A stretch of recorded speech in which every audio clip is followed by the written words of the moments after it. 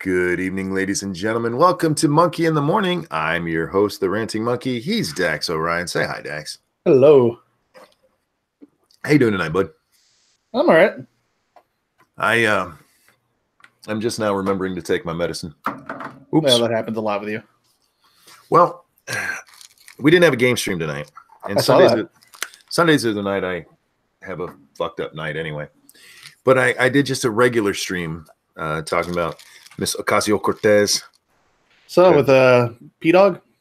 Yeah, he jumped on about halfway through. But then I stopped that and I was like, I'm gonna play a game anyway. And I was jamming to some music, playing the game, and I looked down like, holy fuck, it's 3 o'clock. Oops. So yeah, I forgot all about taking medicine, even though Prospero was kind enough to send me a message reminding me specifically to take my medicine. But I woke up so late, I didn't want to take medicine again right at 8, because that would have been like 3 hours later, and that would have been like doubling up. Right. Anyhow, so yeah, I'm not hurting yet, because like I said, I didn't get up till 5. So I saw something that was kind of disturbing, man. Oh. I'm trying to figure out which of these pictures is the worst, and I guess it's the main picture. So I'm gonna show this to you. God damn it. There we go. Can you see what that is right there in the middle? Looks like an old man. Old man. In the blue. Oh no, I'm not just talking about who's in the middle. Look at how they're posed. Do you see what this is? Look, they're about to get rammed in the ass. Oh, they've got a bunch of leashes on, don't they? These are men who walked up and down Hollywood Boulevard being led on leashes, and they're dressed up as Donald Trump. Huh. There's a couple more pictures for you. And I think my favorite is this one here, where they let a little black girl pet the little Donald the Trump.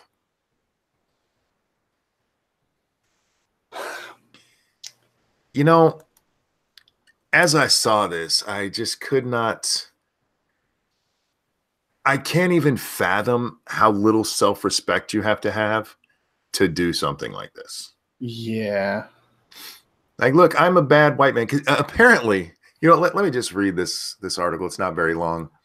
The group, according to a press release from the activist group In Decline, over 24 men and women of color and members of the LGBT community placed leashes and custom-made dog collars on white men in red MAGA hats and walked them on all fours up and down Hollywood Boulevard on Sunday.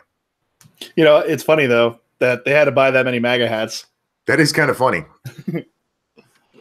The group says that their performance was based on Cardi B's recent Twitter battle with Tommy Lahren, in which the crass rapper told the right-wing pundit, "Leave me alone or I'll dog walk you." The project, entitled Hate Breed, speaks to race relations in America, specifically the patience exhibited by those affected by racism and bigotry, and their willingness, despite having the greatest right to anger, to walk their attackers down a path to empathy. The men wore dog collars with tags that each had the name of a racist white man. They don't tell us who those people are in the article. Of course not. But yeah, that's what happened. These men like, yes, go ahead and put a collar on me and walk me up and down so I can. I understand that nobody has more right to feel angry than you, and look how nice you're being to me, walking me like a goddamn dog as a public fucking spectacle. White people, we got to talk. Unless you've done something racist, you have no reason to feel guilty. None. Unless you're doing something racist, then you're not racist. You have nothing to apologize for. Now, I realize that goes against what you've been told. But it's true because you don't have to apologize for things you didn't do. You don't have to prostrate yourself. Prostate. Well, the way they were lined up at the beginning, prostate might not be bad. You don't have to prostrate yourself. You don't have to go out there and please treat me like shit in public so you can see me as one of those good white men. Thank you, Christian. A platter of frog's legs, not ramen noodles, Dax. Stay pain-free, buddy. Cheers. Thank you so much. I've never tried frog's legs, and I probably wouldn't anyway. You know why? Because up here they taste like chicken. You know what else tastes like chicken? Chicken. They're pretty tasty, actually. I kind of like them. They taste like chicken? A little bit. You know what else tastes like chicken? Alexandria Ocasio-Cortez. Probably, but chicken. Anytime somebody tells me something tastes like chicken, I just go, I'm going to eat chicken. It's not hard to get. They aren't men, they're degenerates. They're not men, they're sad little pathetic pieces of shit. Dude, who the fuck? Oh, God. One, how do you ask somebody to do this? How do you have that big of balls to go, hey, white dude, can I prance you around like a dog? And then as a man, any kind of man, white, black, brown, whatever, how do you go, yeah, that sounds like a good idea. I want you to this isn't a kink thing. This isn't like, BDSM kind of shit. It's the same basic thought. It's still to demean them. But this is demeaning for just the sake of demeaning. Asking them to do this proves how racist they are. Look, man, everybody involved in this little skit is racist. All of them. Oh, my God. But how do you have that little self-respect? Seriously. I saw that and I'm like, this has got to be a fucking joke, right? Nope. Look, yeah, that's real. Little black girl petting a Donald the Trump man. Yeah. For art. Yeah. That was actually the first thing I saw when I jumped back over. Before I even set up the stream, I went to tell everybody, hey, look, sorry, I forgot, but we're going. And that was at the top of my thing. I'm like, what the fuck am I looking at here? And like, oh, all right. It's a bunch of people with no self-respect being led around by people who have no respect for them. It's amazing how that works out. Yeah. Whew, man. I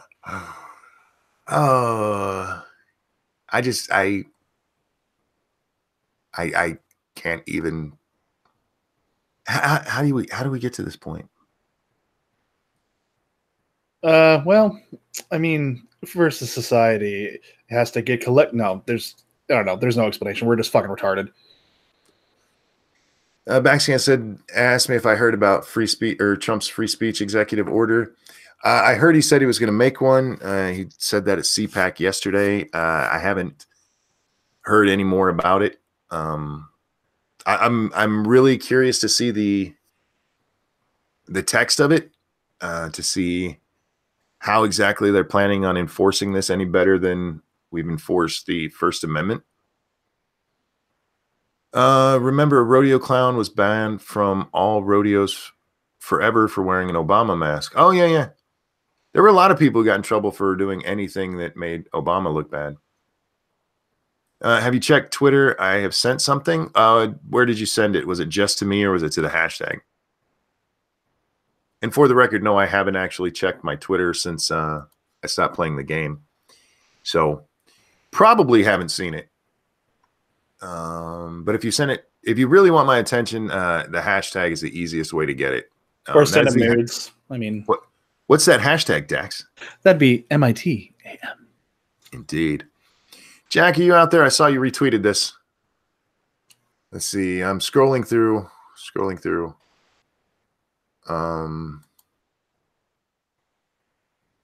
They're the ones who voted for crazy. What is this? Mm-hmm. Oh. There's actually a video of these assholes. And I found it for you. Oh, this is from Slightly Offensive. Did you send it Oh, to you me, found it Joe? too? It's terrible. It makes me really, really sad.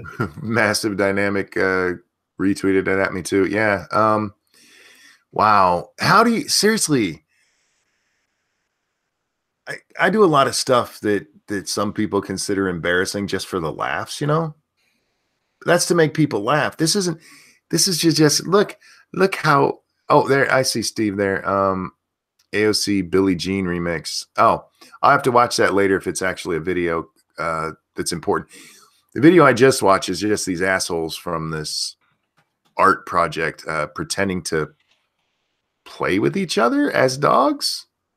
I suppose. Um,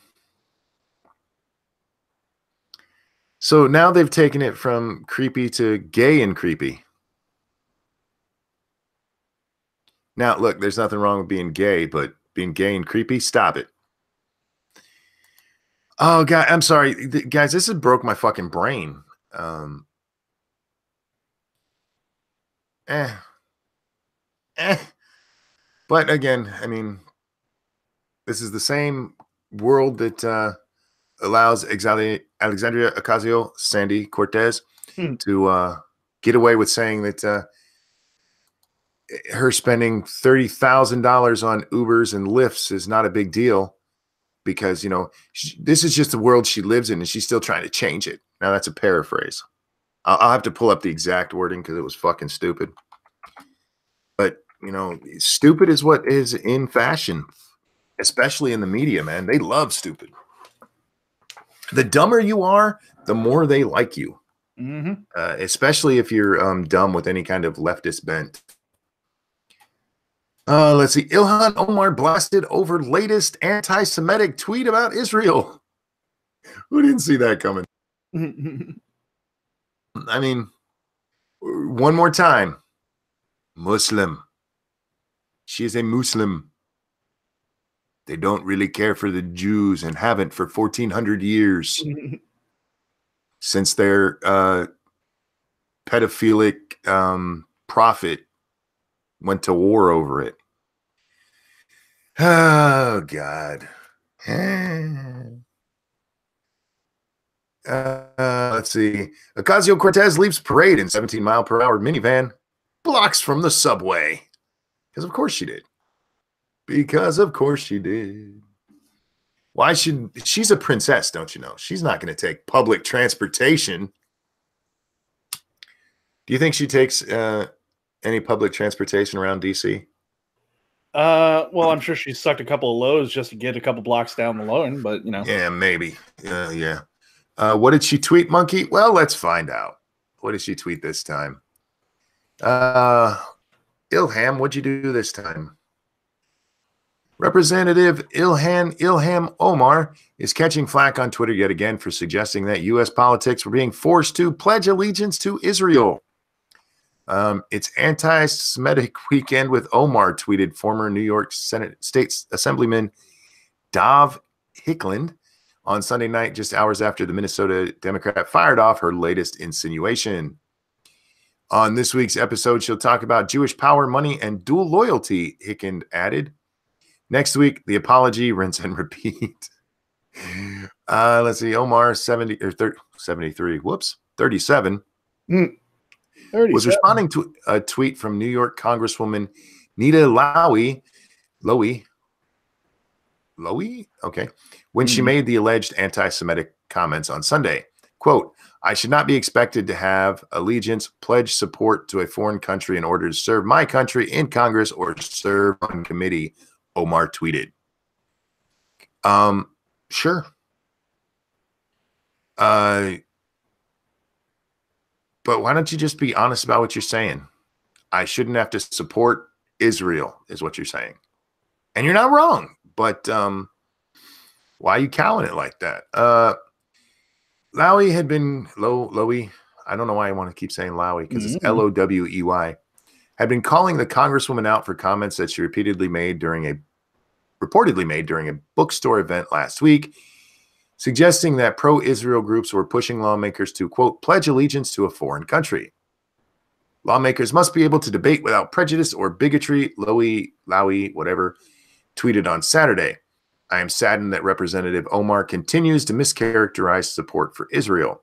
I urge her to retract this statement and engage in further dialogue with the Jewish community on why these comments are so hurtful. On Sunday afternoon, Omar fired back. We're gonna have a fucking holy war right here in the Congress. Our democracy is built on debate, Congresswoman. I should not be expected to have allegiance, pledge support to a foreign country in order to serve my Congress or to serve on committee. The people of the 5th elected me to serve their interests. I'm sure we agree on that. I wonder what will happen if anything comes up before her for like the pork council. Do you think she'll vote her constituents' best interest if a if bill comes up in front of her? Nope. Like, what if somebody wanted to get rid of bacon? You think she'd go like, no, my people love bacon. Of course not. Anyway. In response, Lowy, whatever you use their name, insisted that no member of Congress is asked to swear allegiance to another country. Throughout history, Jews have been accused of dual loyalty, lending to discrimination and violence, she added, which is why these accusations are so hurtful. You're not hurt by them. Shut up. Look, Omar is an anti-Semite, whether you like it or not. And do these comments mean it? No. Do they mean she's not? No. Can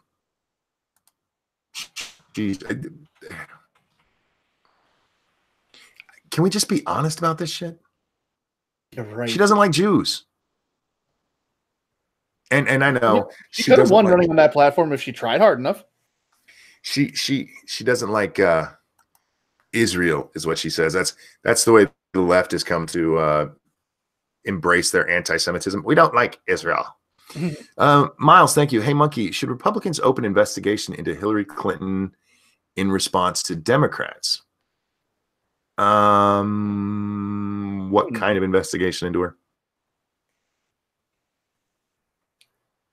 Should they do it in response to Democrats? No. They should do it if they think she's actually guilty of something that they have oversight over. We need to get out of the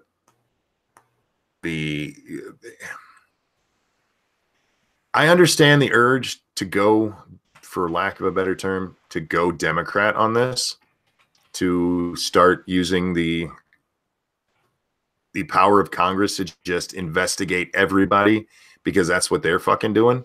But no, we don't need to do that. What we need to do is actually be calling them out for their crap. And by the way, this isn't the first time. They've been doing this shit for decades. Anytime they're in power, that's what they do. There used to be a congressman, and God, I wish I could remember his name. He would do nothing but file ethics charges all day. Oh, I remember that. And he actually ended up getting several people to leave Congress, and it was found they did nothing wrong.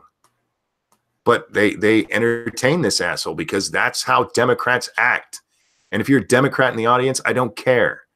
You are part of the problem if you're supporting these fucking assholes who do this shit. These are the people who got elected this last time on the promise that we're going to impeach Trump. For what? We don't know. We haven't seen the fucking evidence, but we know he did something wrong, so we need to get him out. Well, what did he do? I don't know. He beat Hillary. Couldn't have been legal. Couldn't have been right. Sorry. I'm sorry. I'm tired of the both sides are the same. They're not. Has the GOP started to go a little bit too fucking towards the left way of dealing with things? Yes. But to be fair, Republicans did it to Bill Clinton. The fuck they did. The fuck they did. They went after, there were questions about the Rose Law Firm, and they got a special counsel appointed. He wasn't the first special counsel ever appointed, and he didn't do anything any other special counsel hadn't done.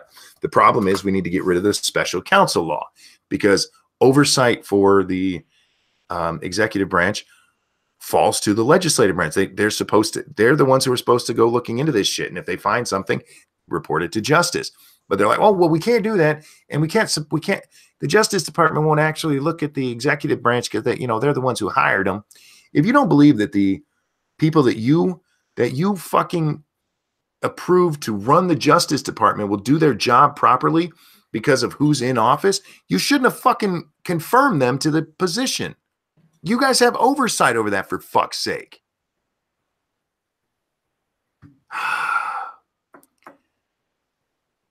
You're worked up about this. I'm tired of it. I am, man. We've gotten to a point. I mean, that's literally what these guys were elected on. Was elect us so we can impeach Trump because he beat Hillary.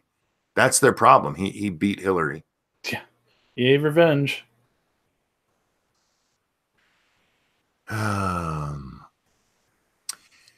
Freshman New York Representative Alexandria Ocasio-Cortez responded to the Post report on her giant carbon footprint by saying she's just living in the world. I also fly and use AC, the Green New Deal touting poll tweeted Saturday night. Living in the world as it is isn't an argument against working towards a better future.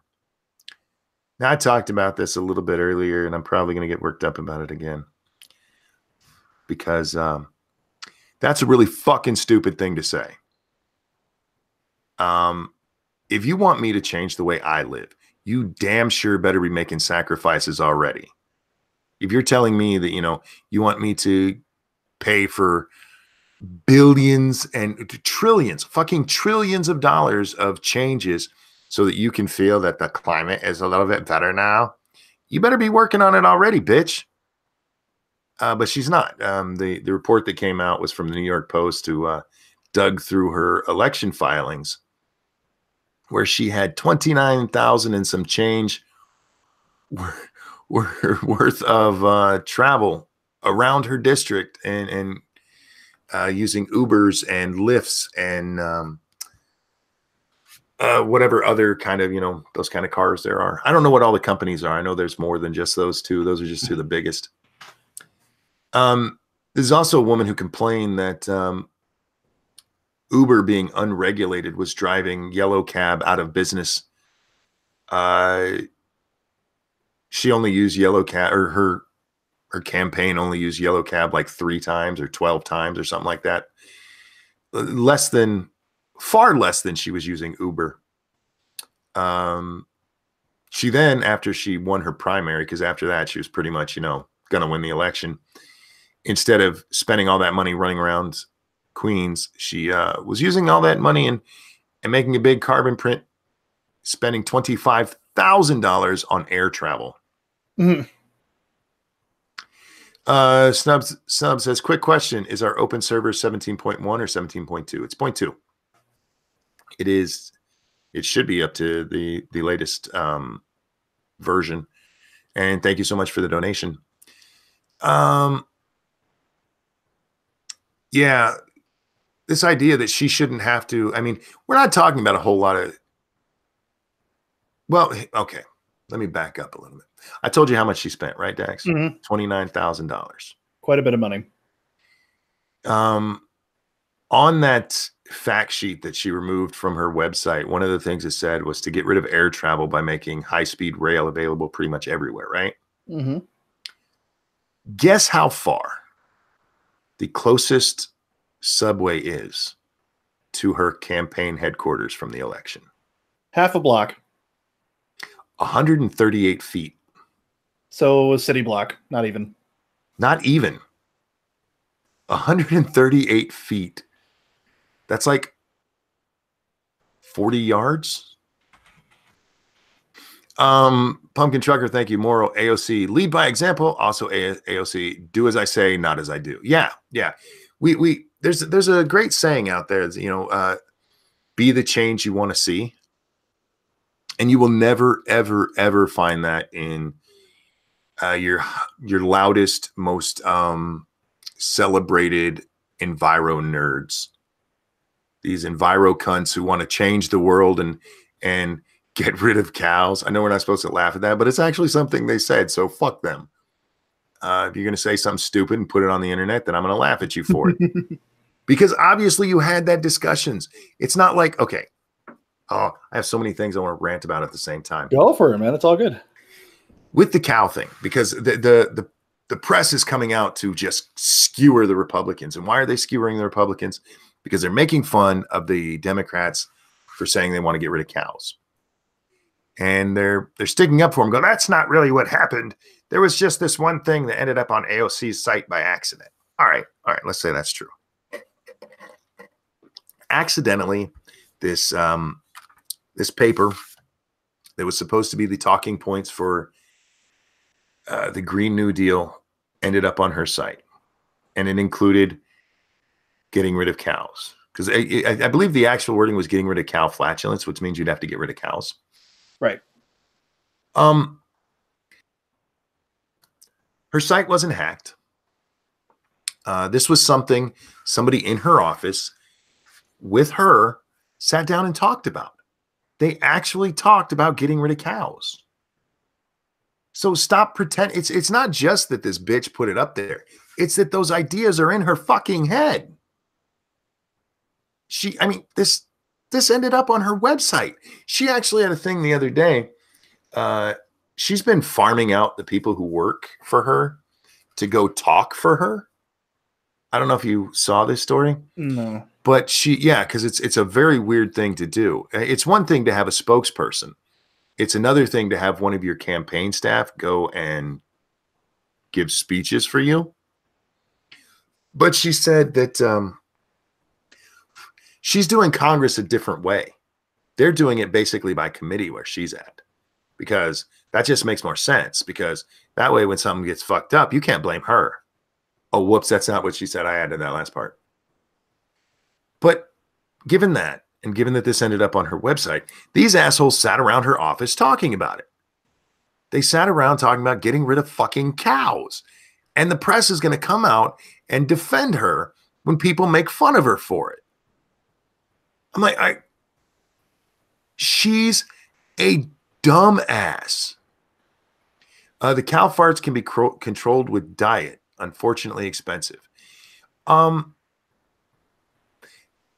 To my knowledge, there is not a diet you can feed anything that will guarantee it won't have some kind of gas. I mean, what if it gets a stomach flu or something? How do you make sure it never farts? Anyhow. I just wonder when they'll, get around to telling India and China to, cut the shit out. Oh, they're not going. No. Is it because it won't work? Because they're not going to give a shit? Well, this has been the problem all along, going back to Kyoto and with the latest with the Paris climate deal. It is never that everybody across the globe is going to have to do the same thing. It's that developed countries, which, by the way, China should kind of count. Sorry. What they mean is rich countries are going to have to give up a lot of the stuff that makes them rich, including a lot of their money. Meanwhile, people with really dirty pollution like China, like India, they won't have to give up as much. No. Because why would they? Why would we expect the whole world to come together if the whole world is the problem? But that's the thing. I want you guys to take a second and think about what Miss Cortez said here. Living in the world as it isn't an argument against working towards a better future. She's not wrong.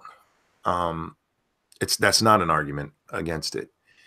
But when you're running out there telling children that the world is going to be irredeemable in 12 years, that we only have 12 years to stop the problem, and you're not willing to stop it now, yeah, you shouldn't be opening your fucking mouth.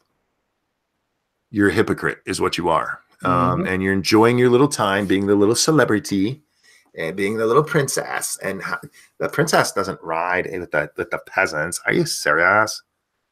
I don't want those dirty people to touch me. Fuck her. And I just can't believe it. But again, in a world where Alexandria Ocasio-Cortez is not only in Congress but taken seriously by the media, a bunch of self-hating white people being walked down Hollywood Boulevard on leashes. That makes sense. Nothing. I mean, I know a lot of people are like, well, Donald Trump is president.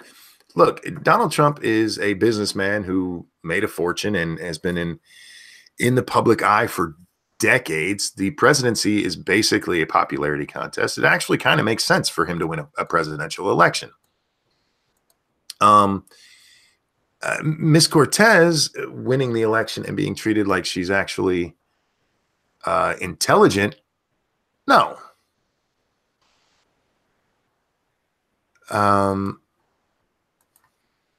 Sorry, Dax. I just saw your message. Just sent you back. No worries, good. And I'll take care of that. Yep. Okay, I'm distracted too. I found some thought stuff on Twitter, and I can't stop looking. Yeah. So that was my day. I did the Cortez thing, went and played some games, and then came back to the white people being dog walked. I can't believe that, man. I know, that just makes me laugh every time. They're so into it. I mean, they're very committed actors. They are. Oh my God. And I don't know. I don't know who I feel worse for. That little black girl that was petting them, or their mother for actually engaging in that. Like, what the wrong? Why aren't you telling your daughter this is not something we should be egging on? This is a man who has no respect for himself. Yeah.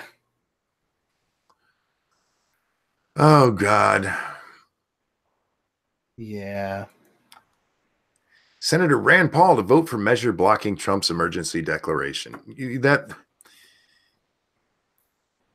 That's fine. They can all. I think Trump's biggest mistake is that he said that he doesn't need to do this, but it would just be faster. If he hadn't said that, he probably could have gotten away with it. Well, that's part of it, definitely. But the other part of it is traditionally, even when a party agrees with a president, when they overshoot their power by this much, the parties in Congress come together to go, no. At the very least, they'll, go to court to stop it, like was done with the overreach on the expansion of DACA. It should have been done with DACA, but at least with the expansion, they were like, no, we're done. Mm-hmm. Because there is a separation of powers, and there this is a funding thing, and yeah, I'm surprised more people haven't come out and gone, Mr. President, no, sorry, because yeah, because it is exactly, it's executive overreach. Like I said, I'm not really surprised. What else we got going on here today? I kind of miss football season. Ugh. I know you're not a fan, but at least for me, on days like this, when it's just like the news is pissing me off, I'm like, I could at least go read about. Well, football. I mean, they're doing spring training for baseball, if that makes any difference. I've never been a fan of spring training. I know a lot of people like it, but no. I mean, once the year starts, and actually probably not until about halfway through, most teams halfway through still have a chance. But it is 163 games, man. Yeah, it's too much if you ask me. It's far too much. They need to break that shit down to, look, 90 is too many games. Should be 2 games a week at best. But I like watching baseball, so I don't mind it as much. Australian football season is starting up. Are we talking soccer or actual football?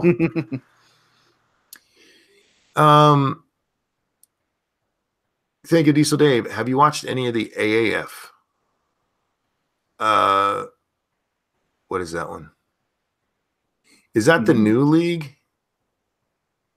I know there's several leagues going on.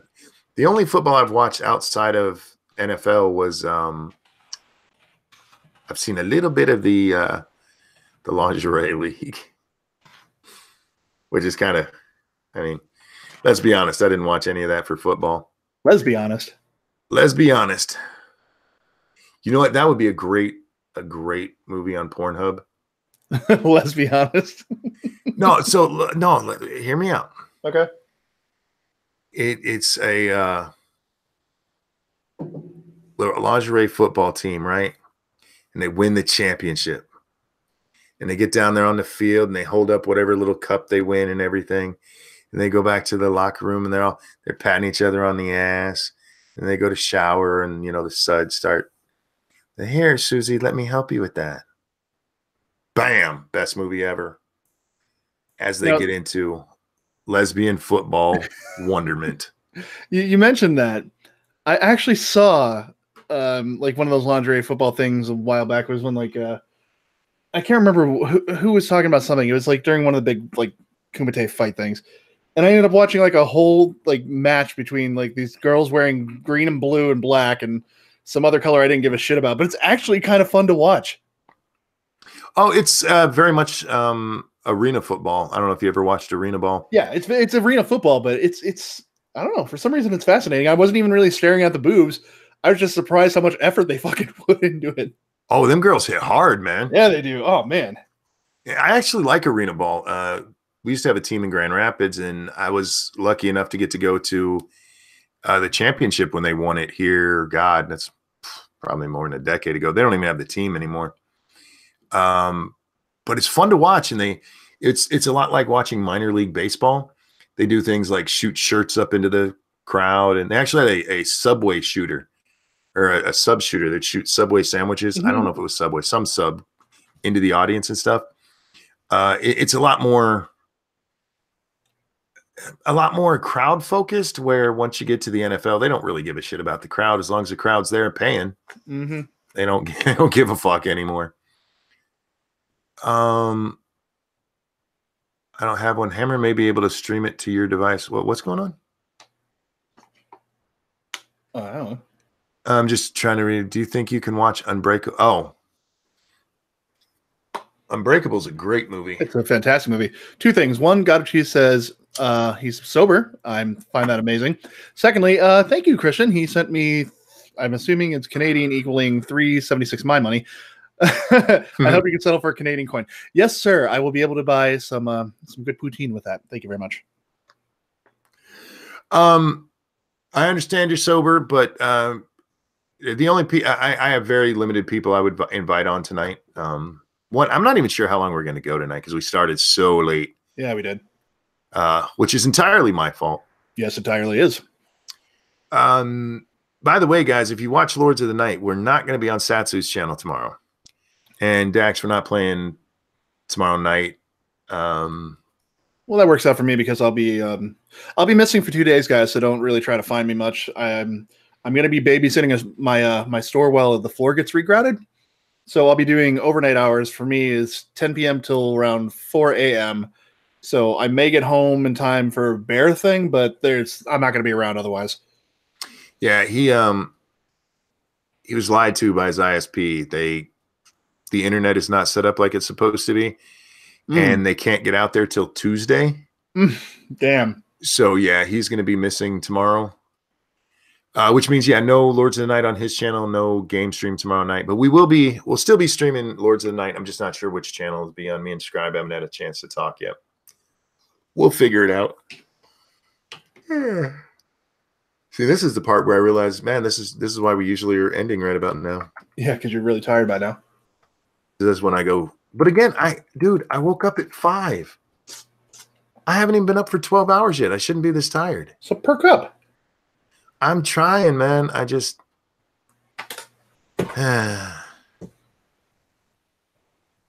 Let's see. What else do we have going on?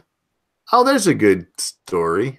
Missing California sisters found alive and in good spirits. Hey. Eureka, California. Authorities say 2 young sisters missing from their Northern California home since Friday have been found alive. Humboldt County Sheriff William Hansall says 8-year-old Leah, I don't know how to say that, and Caroline were found safe and sound Sunday morning. He says the girls were uninjured and in good spirits. He called their recovery an absolute miracle. The sisters had last been seen around 2:30 p.m. Friday outside their home, a small county or community 200 miles southwest of Sacramento. More than 100 police and rescue personnel were searching for them, including National Guard and the U.S. Coast Guard. They used helicopters and tracking dogs. Doesn't say where they were found or what the situation was, but I'm glad they're alive and healthy. My guess is they wandered off like into the woods or something and got lost. That's good, man. That's not how most of those stories end. So,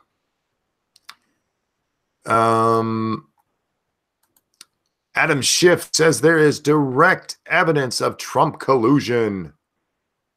Representative Adam Smith, the chairman of the House Intelligence Committee, said Sunday there's direct evidence of collusion between the Trump campaign and Russia, and he won't let up on the digging into Trump's finances despite the president's heated objections. I think there is direct evidence in the emails from the Russians through their intermediary offering dirt on Hillary as part of what is described in writing as the Russian government effort to help elect Donald Trump.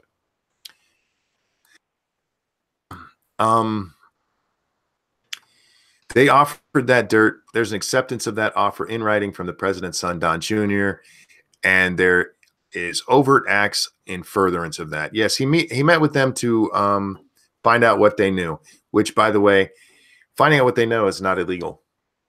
Now, the way they found it might be illegal, but unless he knew directly that's the case, then that's not illegal.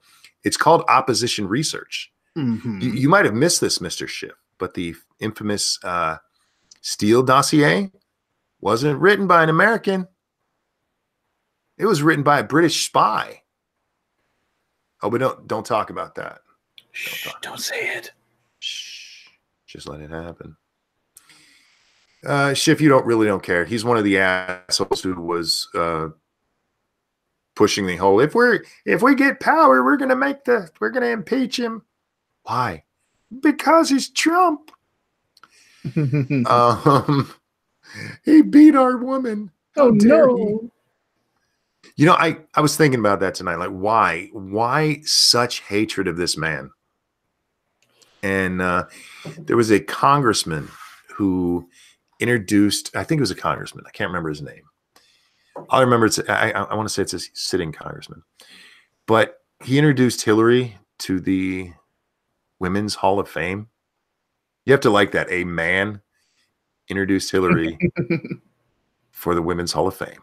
Well, they would have got it wrong. And he said that that the election was stolen from her, that Donald Trump had cheated it from her. No, that's not what happened. Even if you believe that the Russians colluded with Trump, there's absolutely no evidence that it changed anything about the election. Don't forget, guys, up until election night, everybody thought Hillary was going to win. This idea that they shifted the polls or anything, the polls didn't shift. There's no evidence that any of this collusion made anything happen. Real quick, thank you. Evolved Potato, thank you. Monkey, your football is for sissies. So many rules and armor, check out AFL, or check out AFL tackles, sorry. And then there's a link to a video to check out. I will check that out later. If that's the Australian Football League, I've watched some of that before. I also like watching some rugby. I like watching a lot of stuff, but for me, American football is where it's at. It's just, there's nothing quite like getting 22 men geeked up on steroids running at each other at full speed. It's just beautiful. Because even the pads don't help, and actually, the more pads they put on them, the worse injuries these guys seem to get. So yeah, they think they're immune from like concussions or something. Yeah, they had a real problem with people using their heads to spear each other, and there were guys getting concussions from doing it. Socialism's millennial fans don't even know what it is. I'm shocked. Who would have thought? Anyone who isn't a socialist at 20 has no heart, but anyone who isn't a conservative by 40 has no brain. That old epigram is certainly playing out in today's Democratic Party. I've actually heard that many ways: conservative, liberal, socialist. Yeah. Anyway, millennials, ignorant of socialism's appalling economic and human rights history, increasingly embrace socialism and its naively unrealistic prescriptions for ending all humans. I'm just going to stop reading. I'm going to try that again, should I? One more time. And its naively unrealistic prescriptions for ending all human want. Yet, so are a growing number of veteran Democrat polls who should know better, but are clearly terrified by the growing star power of the likes of Bernie Sanders and Alexandria Ocasio-Cortez. And never mind House Speaker Nancy Pelosi's warning that this is not a bumper sticker war. Gallup reports that 57% of Democrats have a positive view of socialism, because of course they do. But do they even have any idea what they're talking about? The same poll shows respondents supporting small business and free enterprise and rejecting the idea that government is doing too little. And today's democratic socialists don't seem to embrace the classic definition of socialism as government control of the means of production, which has traditionally meant nationalizing whole industries. These socialists insist they don't support regressive states like the Soviet Union or North Korea. But Sanders and the rest refuse to say a critical word about Venezuela, which is on the brink of social and economical collapse due to socialism. Instead, they point to Scandinavian-style socialism in nations like Denmark, Finland, Norway, and Sweden as true socialism. One problem, thank you. These countries aren't socialist. They're not, and they don't like being called socialist either. As Danish Prime Minister Lars Løkke Rasmussen has said, Denmark is far from socialist planned economy. Denmark is a market economy. These people don't know what the hell they're talking about. Most people who support socialism don't know what the fuck they're talking about. When I had my argument or my debate with Bronx Blogger, I knew he was going to do this because everybody does this. They point to the Scandinavian countries. These are socialists. They're not socialist. They have incredibly high taxes that pay for a lot of shit they shouldn't have to pay for, but they're not socialist countries. What we have is a bunch of commies. And thanks to Bernie Sanders in 2016, socialism has been okay to call yourself, and we need to stop that because socialism is bad, okay?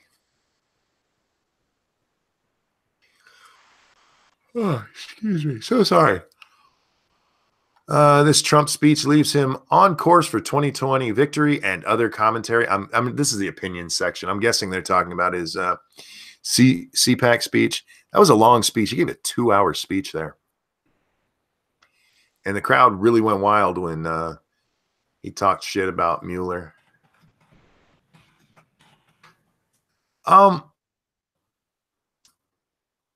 And finally, in the news that I want to talk about, Washington Post issues editor's note regarding initial Covington story. Just the other day, the Washington Post, the people who really kicked off the Covington thing, I mean, it blew up online, but as far as the media part of it went, they're the ones who made it a thing. They're the ones who ran out in front, got that story with Nathan Phillips where he talked about banging his drum and thinking about his dead wife. That story, huh? I said that was tasteful. Yeah, really tasteful. Yeah, make sure you threw in the dead wife there. The Washington Post on Friday issued a lengthy editor's note concerning their story about Covington Catholic controversy, acknowledging that, quote, a more complete assessment of what occurred emerged after its initial story. The editor's note concerned a January 19th report about the incident involving a confrontation between Kentucky high school student Nicholas Sandman and Native American activists near Lincoln Memorial the previous day. Subsequent reporting, a student statement, and additional video allowed for more complete assessment of what occurred, the editor's note read. The note comes 10 days after Sandman filed a $250 million defamation suit against the Washington Post, claiming its story led to a mob of bullies which attacked, vilified, and threatened an innocent minor.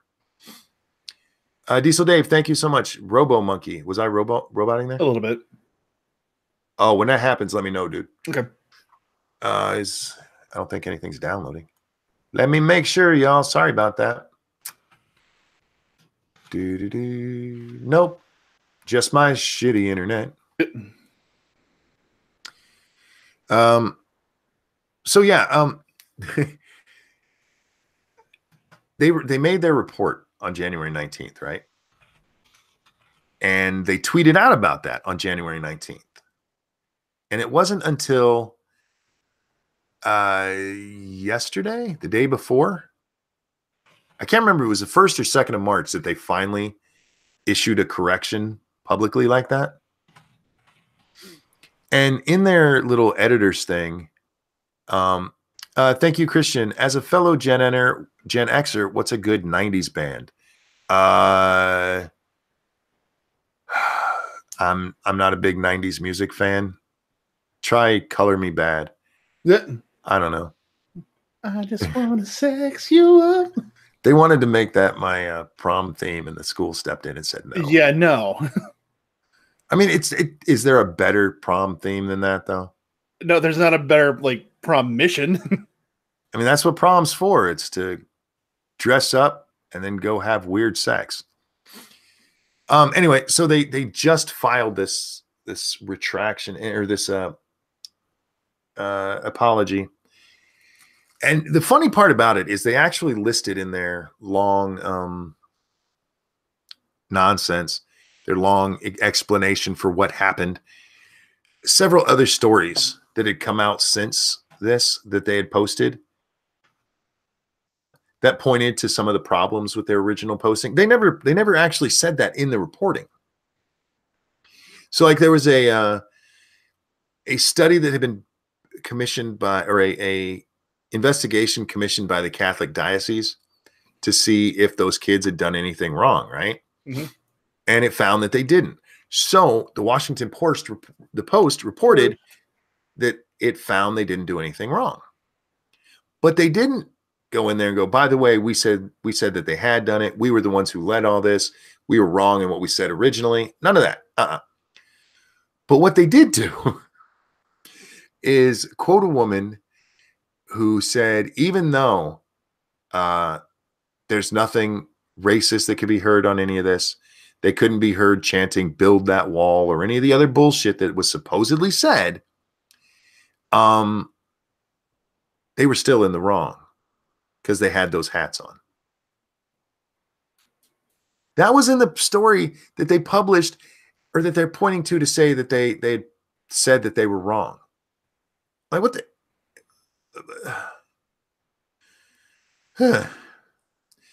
You might as well write a $250 million check right now. Because one, it was probably a really bad idea to come out at this point after the lawsuit and say, yeah, we did something wrong.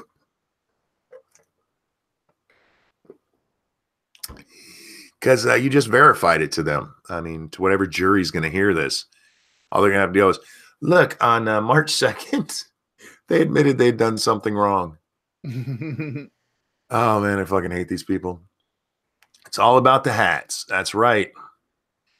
Why was the rape victim wearing such a short skirt? Yeah. It's not that. It's why was the rape victim wearing a red hat? Oh, man. Have you seen the MABA thing?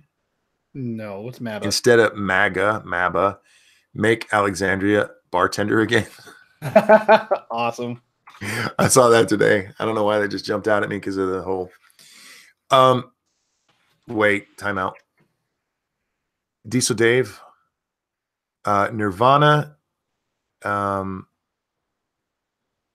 Maybe you can call them 90s. Aerosmith is a 70s, 80s, 90s, and today band. GNR was an 80s band, and AC/DC 70s and 80s. Those aren't 90s bands, man. They did some good music during that, except Nirvana. I mean, We and call them GNR. transcendentals. They survive from decade to decade, but yeah, Nirvana. They Hate me if didn't you want survive. overrated. Well, and one of them definitely didn't survive.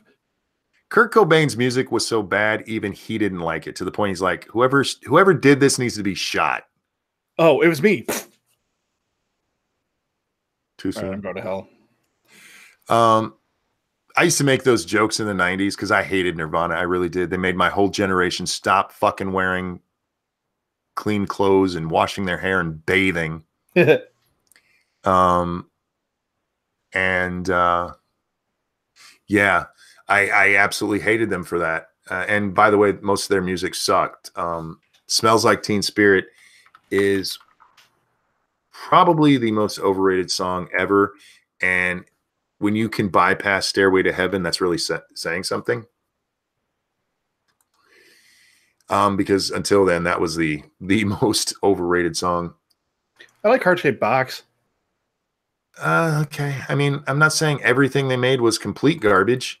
No. I mean that would be blatantly just being petty for the sake of being petty. Yeah, I mean, they made some good stuff. They made mostly bad stuff. But every time I see, the only reason that Smells Like Teen Spirit like eclipses Thriller now, every time there's some best song ever thing, is because that fucker blew his brains out. Yeah. Their influence is undeniable. Yeah. They led to a whole bunch of bands who stopped bathing. Asshole. It's true, man. It's like everybody started dressing like a lesbian and bathing like a homeless person. Weird Al spoof was better, absolutely. When he does the part where he's singing and the marbles are just I knew falling you were out of going to his say that mouth. because it's my favorite part. Oh, it's so beautiful. You know, it's funny.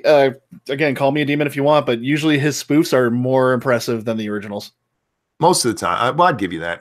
But I prefer funnier music. So, Like, there's the Blurred Lines. Well, we've talked about it, but I doubt you remember it. There's a spoof called Word Crimes. mhm. And as somebody who enjoys English, I'm sure if Scribe heard it, he probably loves it too. Where he goes along and saying like, how your grammar's incorrect, and if you were writing it like this, it'd be like this, and that's what the whole song is. I think I've heard Scribe talk about that actually. Oh, it's such a good song. Jack says worst band of all time is REO Speedwagon. Second worst is Bon Jovi. You're Fuck wrong on both accounts. Bon Jovi's awesome. I saw them in concert. It was great. Bon Jovi is awesome. One of the hardest working bands out there too, man. They put out consistently good stuff over the years. Yeah, even the weird stuff when they went country for a little bit is actually all right if you like country. Yeah, I actually do. So yeah, it worked for me.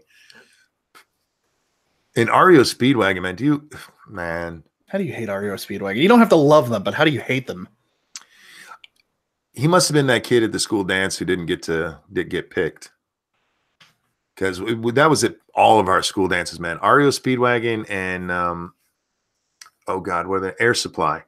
Air Supply is pretty good. Yeah, man. That was all the slow dances. That's where I learned the joy of a soft sweater. Dude, even in like my middle school dances, Can't Fight This Feeling was one of the biggest songs they would play. Yes, man. Great song. And a Journey, because you had to have Don't Stop Believing. no, well, yeah, but Faithfully. You had to slow dance to Faithfully. Yeah. Bon Jovi's what happens when you get a computer to generate shitty 80s music. Wow. You have been wrong before, but this is probably as wrong as you're getting. Did one of your girlfriends sleep with John? Wouldn't surprise me, actually. It might have been Richie, actually. Could be. Because otherwise that makes no sense. I mean, so many great songs from them. And everyone can at least sing a little bit of any of the songs. That's why they're so good, is that you remember at least parts of it. If you want to talk about shitty generated music, AC/DC, man. And I love AC/DC. But if you listen to their albums back to back to back, it is the same shitty music over and over with different lyrics. Agreed. It absolutely is. Christian, thank you so much. Stairway to Heaven with a Hot Chick. Oh, Keep On Loving You. I absolutely hate Stairway to Heaven. It Really? I sounds love like Stairway to Heaven. somebody slowed down the track. Yeah, until like the last minute and a half of the song. Yeah, play it on the proper speed. It might be good. But it is the most overrated song in history. Disagree. What would Respectfully. you say is? Um, Let It Go. See, I actually don't mind Let It Go. You also It's have not the like Grand Monkey to greatest. deal with, so Well, it's not the greatest song ever, but I mean, it's a Disney movie song. So, yeah, but it's been rated one of the best songs ever because everybody can well, sing it. that's wrong. I mean, it wasn't it also like one of the first, I mean, real big Disney movies of the social media age? Yes, and I think that's where it gets a lot of its kick from. Yeah. I mean, you had everybody and their sister trying to sing it on YouTube. Yeah, I heard Let so it many go. bad versions. Let it go. Just let the song go. I Stop. don't know what the rest of the lyrics are, but let it go. Yeah, nobody else knows any of the rest of the. I mean, unless you're a kid or you actually saw it, nobody knows it. Unlike where you could sing like Well, Little Mermaid songs without having seen it for 20 years. oh man, Little Mermaid had some of the best music. Yeah, Dare you that see Aladdin are my her favorite. I think they call it the Silver Age. sitting there across the way? Oh man, Aladdin had great songs in it too. Aladdin's my favorite Disney movie. Oh, mine too, dude. I Hey, fucking love that movie. Diesel Dave, thank you. I went to 3 proms: my sister's senior prom or with 2 of her friends, and my junior and senior prom. I never went to a senior prom, but I went to 2 junior proms. Once with my girlfriend, who was a year older than me, and then once with Lady Monkey when we were the same age. Terry Diamandis, thank you. I'm sick and tired of people saying that we put out 11 albums that sound exactly the same. In fact, we put out 12 albums that sound exactly the same. Angus Young. He's he not did say wrong. that. He really did. Every time But somebody says they don't sound the same, I'm like, dude, their lead they singer do. and fucking bassist have both said they play the same exact songs. But I fucking love their music, man. That's the kind of music when you're just in a good mood and you just want to just headbang a little bit. Not heavy headbang and not fucking speed metal. No, it's toe tap and stuff that you get into a rhythm to, and you realize you're bobbing your head a bit. Yeah, I fucking I mean, how can you not like AC/DC? But again, the reason I brought them up like that is the idea that, you know, Bon Jovi is what a computer would pick up. AC/DC is what a computer would generate. Yeah, And it's awesome. I mean, but it's a good fucking computer for knowing what I like. yeah, no shit, man. It is amazing to me how my iTunes knows what to play for me. Pandora's pretty spot on for me, actually. I have a shit ton of music in there that is very, very different genres in there. Yeah. But it somehow knows my mood. I feel like my computer may be becoming sentient. Sentient. One of those words that means alive. Sentient. Look, I fuck up words all the time. This isn't new to you. No, it's not. I've embraced my flaws. Why haven't you? Now, are you a country music fan at all? 90s country, mostly. Some more of an okay, yeah. That was when they transitioned from the older sound. Before then, you had a lot more blue, not blues, but bluegrassy sound to it. Yeah. That was like the Back Randy when Travis style. yeah, you had the hick sound to it, which I like. I actually prefer the 80s. And then the 90s. Now it might as well just be pop. It really should. I mean, look what happened. They took the strongest country singer and turned her into a pop star. And I don't have a problem with, you know, cross genre play. There's been a lot of that throughout the years. I mean, Terry, you joke about Billy Ray, but no, really, he had some decent albums that were pretty good sounding. But I'm talking more like Garth Brooks and stuff. I was really into Garth Brooks when I was younger. Diesel Dave, thank you. Toby Keith is awesome. Yeah, I love Toby. Keith is awesome. Yeah. I like his song. You Shouldn't Kiss Me Like That. That Is one of my favorite songs ever. I like songs that tell a story.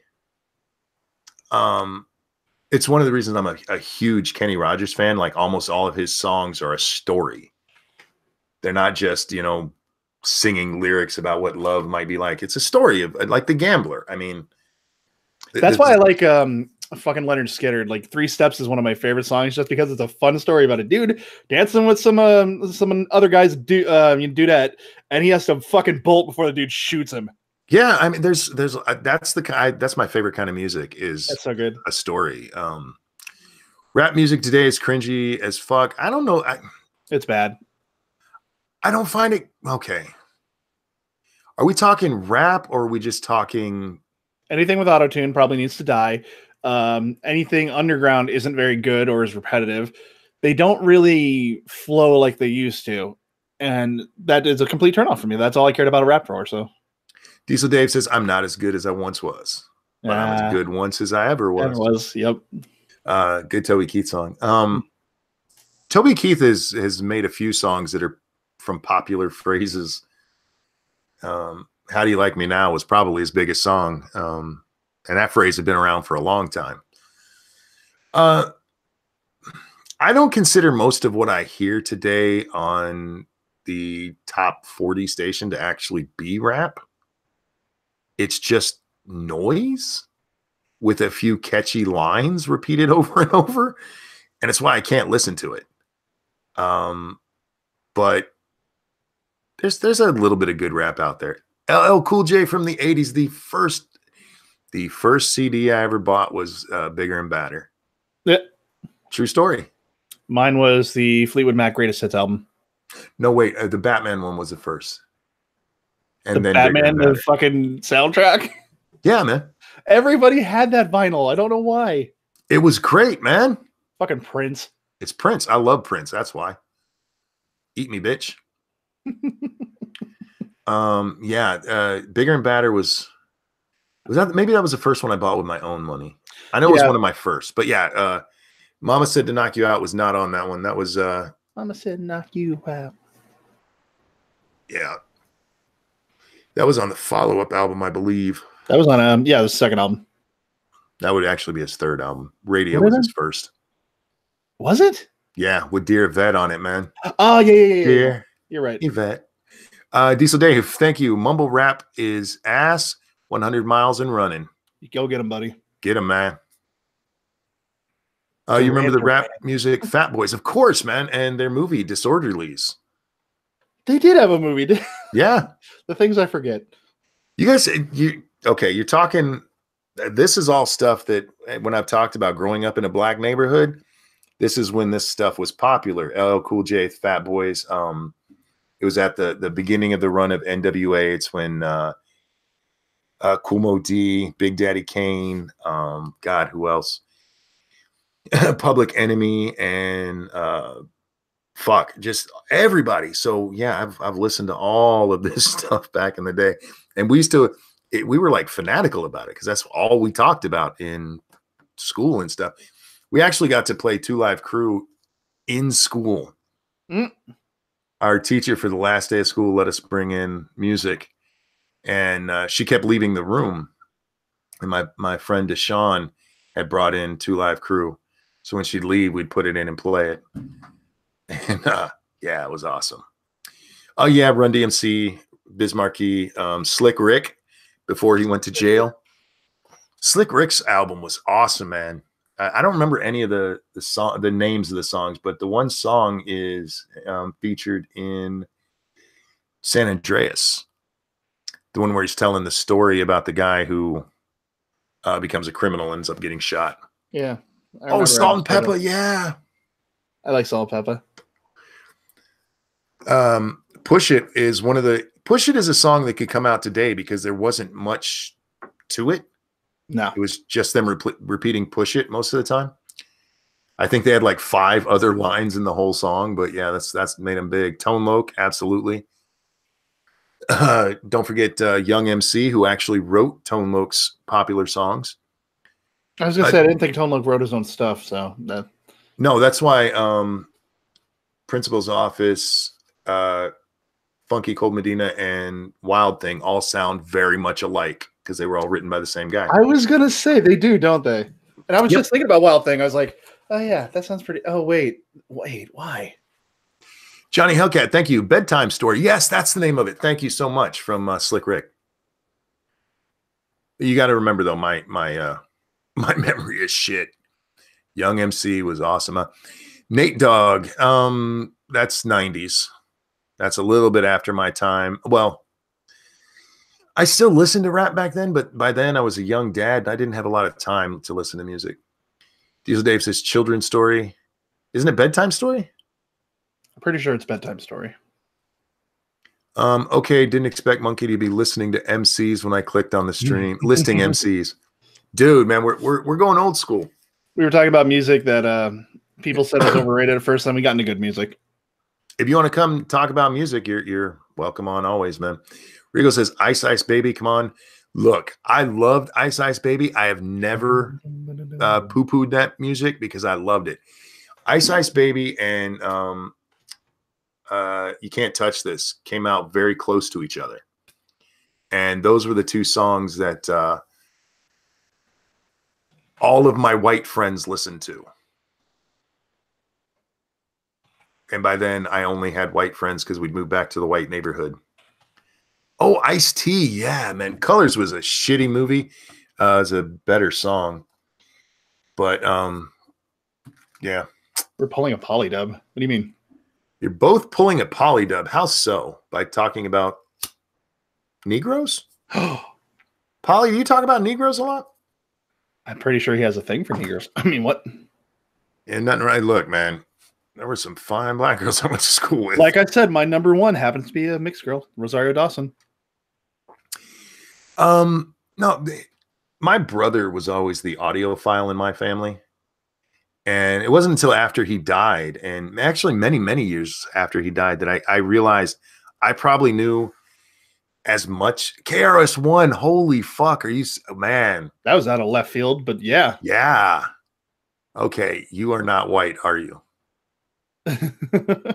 I'm not being mean. I'm just saying you are not white. KRS-One, by the Chris way, Parker in it. It's awesome. KRS-One is in. That's actually he's from Boogie Down Productions. He's in. I'm gonna get you, sucker, at the very end. You know what though? I can't actually say that nobody's heard of KRS-One because they've memed the shit out of Sound of the Police. Maybe. Still, good choice. Oh, I'm really white. Okay, you just threw me off with knowing KRS-One because I could probably go to every white person that I know in the town I live in and say KRS-One to them, and they wouldn't know fuck all. Yeah, they'd be like, "What? Needs more 8 Mile." Look, I am not a fan of Eminem. I was before all his bullshit. It's not even that, and I'm not being mean here, guys. I have a problem listening to high-pitched singers. And he sounds like his nuts haven't dropped yet. Wu-Tang Clan. I like Wu-Tang Clan, but I think they're more 90s and 80s. Oh, they definitely are, yeah. That's weird. All my white friends know KRS-One. No, they don't. You're lying. Don't you lie to us. You're full of shit. Rush. Oh, man. Rush is another band that's a lot better if you listen to them high. I was going to argue that, but I've never been high and listened to them, so I can't. They are. There's a lot of 70s bands like that. Even my favorite song by Aerosmith is Sweet Emotion. Sweet Emotion. And that is a song that is like 400 times better high. It's also good when you watch somebody like dancing naked to it. See, no, I just did. No, Dream On, not Sweet Emotion. Dream On from the 70s. He sounds so different in there. I think that's why I like that song a lot, because it doesn't sound like him. That's one of those songs that I like because it doesn't sound like much of anything else. And by the way, I do like Sweet Emotion. Just my brain mixed those two up. But yeah, Dream On, just get a little high, y'all.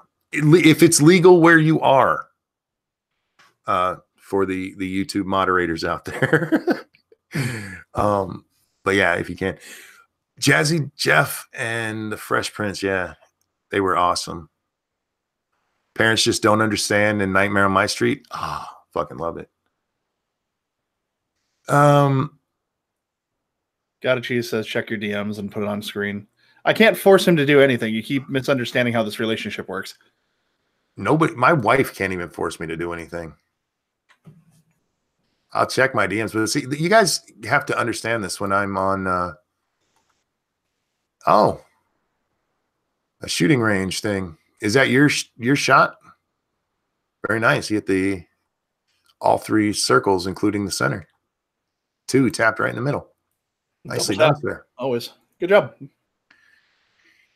Yeah, you guys might not believe this, but I don't have my Twitter up very often when I'm doing this. If you like Dream On, listen to one thing. So listen to Blacktop Mojo's cover of it. Here's the problem, Claxton. You tell me to do that, and I'm not a big fan of covers. And there's a reason for that. It's because I learned the song. I'm not even a fan of listening to most bands live because they fuck up their own songs. Yeah, no, I'm not. I'm not a huge fan of that. Although I did see Foreigner really recently, and they were fucking awesome, despite it not being the original singer. The only band I've ever heard doing live singing that sounded damn near identical to their studio tracks is 3 Doors Down. Yeah, they are very consistent. I will give them a lot of credit for that. They really are. And I like a lot of their music, so it works out for me. But I don't like covers for that same reason. I'm expecting this song, and you're giving me something else. There are very few that'll do that to me where I'm just like, wow, these are really both very good songs, or even more like this one's better. For instance, I think one that's just as good as the original was Bad Wolf's Cranberries cover of Zombie. That's very good. I should send it to you. You might actually like it. But yeah, there are very few songs that are covered that I will go, this is awesome. Uncle Cracker covering Drift Away. That's pretty good. It is, and it's because it's almost identical to the original. He played it pretty much the same. And it had been a long time since I'd heard the original song, so when I first heard him, like, this sounds mostly. Wait, what the fuck am I listening to? And yeah, so I actually like both versions. But yeah, TLC did a cover of a Prince song, and a friend of mine who knows I hate covers, when she played it, I said, I fucking hate this, and she goes, I know you'd say that. But it was for more than just them doing a cover, because they covered Prince's "If I Was Your Girlfriend," and the problem with that is there's a line in that where you know that the singer is male, and when you have 3 women singing that, it changes it.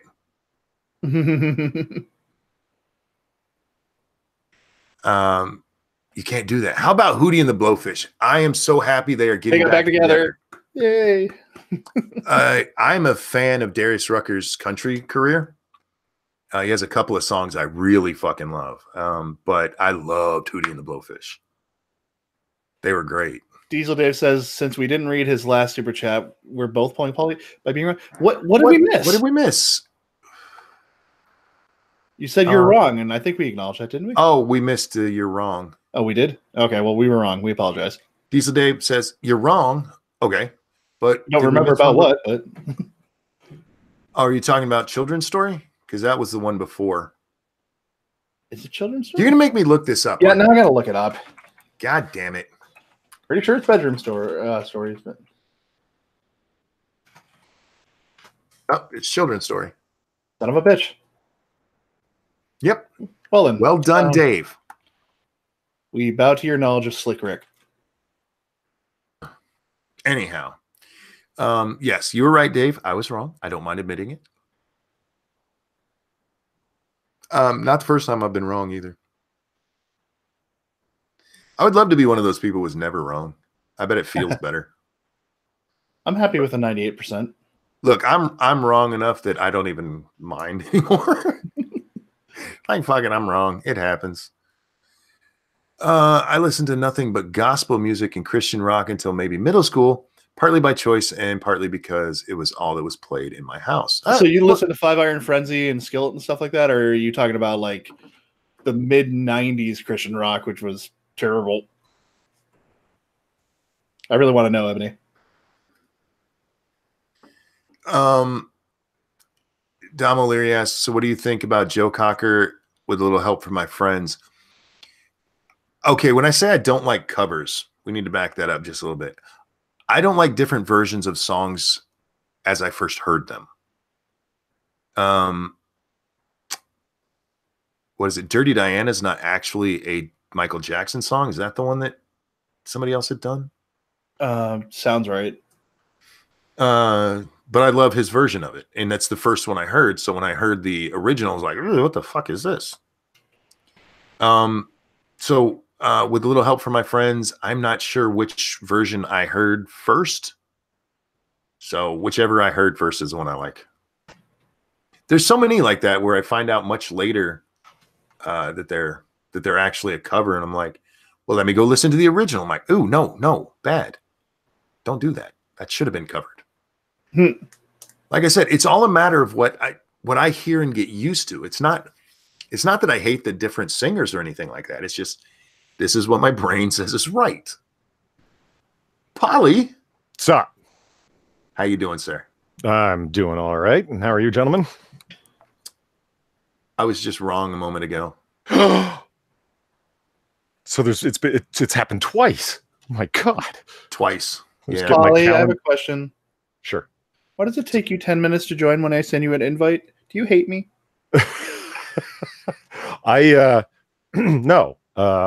Usually because I'm in the middle of watching a video and it's like, okay, I don't want to leave that open as a tab because I've got 1, 2, 3, 4, 5, 6, 7, 8, 9, 10, 11, 12, 13 tabs open right now. So I don't need any extras. So I just watched the end of the video and then I had to set my mic up. I have no problem with that because I have 1, 2, 3, 4, 5, 6, 7, 8, 9, 10, 11 of my own up. Thank you. It's not just me. I'm glad. People laugh at me for that and they kind of shake their head and they're like, I have why do a you very spacious brain. If I don't put it down, I'm not going to remember that I need to watch it. That's what I'm saying. And people are like, well, why don't you save in favorites? It's like, oh, you don't want to know what my favorites folder No, looks I like. don't even want to know what's in there. I have never looked at my favorites in like 3 years. No, see, I'm one of those people. I can only have open what I need open, and then I close it because I just don't want it open. Well, Which is I'm done why with I that. sometimes accidentally close streams and stuff. So True story. you keep it limited to as few tabs as you can? I was just Yes. reading chat. Okay. Real quick, I wanted to bring this up. Ramen says, Sheryl Crow is awesome. All I want to do. I'm going to address that in a second. Thank you, Dragon Mage. Weird that AOC choose luxury apartment, cereal, not soup. Cereal is soup. And it's not weird that the princess chose a palace. Now, regarding... No, hold on. I could just hold on. Sure. Fucking zombie Teddy. Always fucking with me. You know, let me just prove the point. It's like, how many of those tabs are the pawn? Well, I'll show you what they are. 3 of them. Oops. I want to hear Hold 3. on. Why are you looking up Moon Knight? Oh, I did. Oh, yeah, because I have He does that comic tab. stuff. Yeah, I know, Yeah. but why Moon Knight? I was reading his. I will actually address that shortly. There we go. Yeah, Okay. I like Moon Knight. So it's like Twitter, my subscriptions, the chat, so I can read everyone saying. That's Razorfist's arcade from yesterday. He called it the Film Noir Arcade because if you go down over here, it's a game from 1996 that he was playing where you're Detective Philip Marlowe, and I wanted to see if I could grab that game. Streamlabs OBS because I'm looking into that, and then comic stuff. Usagi Yojimbo, same site, and then Moon Knight again. See, What no is Private porn. Eye Down? See, no pawn. Now I want to share my screen because I want to show something here. They brought up Sheryl Crow. I've said this about people before. Sheryl Crow looks like she smells like pee. Yeah. Old Look Cheryl at Crow her. didn't like bras either. She looks like she smells like pee. See, you nailed it. The first, I don't know. I'm like, oh, she's living fit. That's good. And then the next thing I noticed was, wow, those tits are really wanting to get away from each other. Yeah. They have separation anxiety. Like, I understand gravity's a bitch. I get it. I feel for the ladies out there because gravity can do weird things. But like, I mean, wow. I like her voice though. I mean, she doesn't have a horrible voice. All I want to do just was played so fucking It was much. played to death. Ebony Williams, thank you. Cereal is not soup. Soup is savory. Incorrect. Cereal is Not soup. necessarily true. Oh, Devil Fruit Zero said Usagi Yojimbo, if that's what I heard. Nice. Yeah, Usagi's an underrated comic. I've been a huge fan for years. There is a double edition You know when books come in slip covers? Do you know what I mean? Yeah. Yeah. Hey, this special edition came out, Usagi Yojimbo, the Samurai Rabbit, for those of you who don't know. He was originally published on Fantagraphics. That was the publication house and ran there for years and years. This is a 25th or 30th anniversary collection that came out like 2 years ago. I didn't even know it had. It's like 1,200 pages, and it's every single Fantagraphics publication of Usagi in a new large format slip cover. It's only $375 on eBay for those who want to get in early on my birthday. Wish list. Yeah. Ramen says, come on, Monkey. She's still very attractive and a great singer. I give you a great singer. She's okay, but she looks like she smells like pee. That wouldn't necessarily stop him, but, she's going to smell like pee. You just have to bathe afterwards. Is she the one with the really, like, smoky, husky voice? She's got that kind of throaty thing? Yeah, okay. Yeah. I know who you mean. Yeah.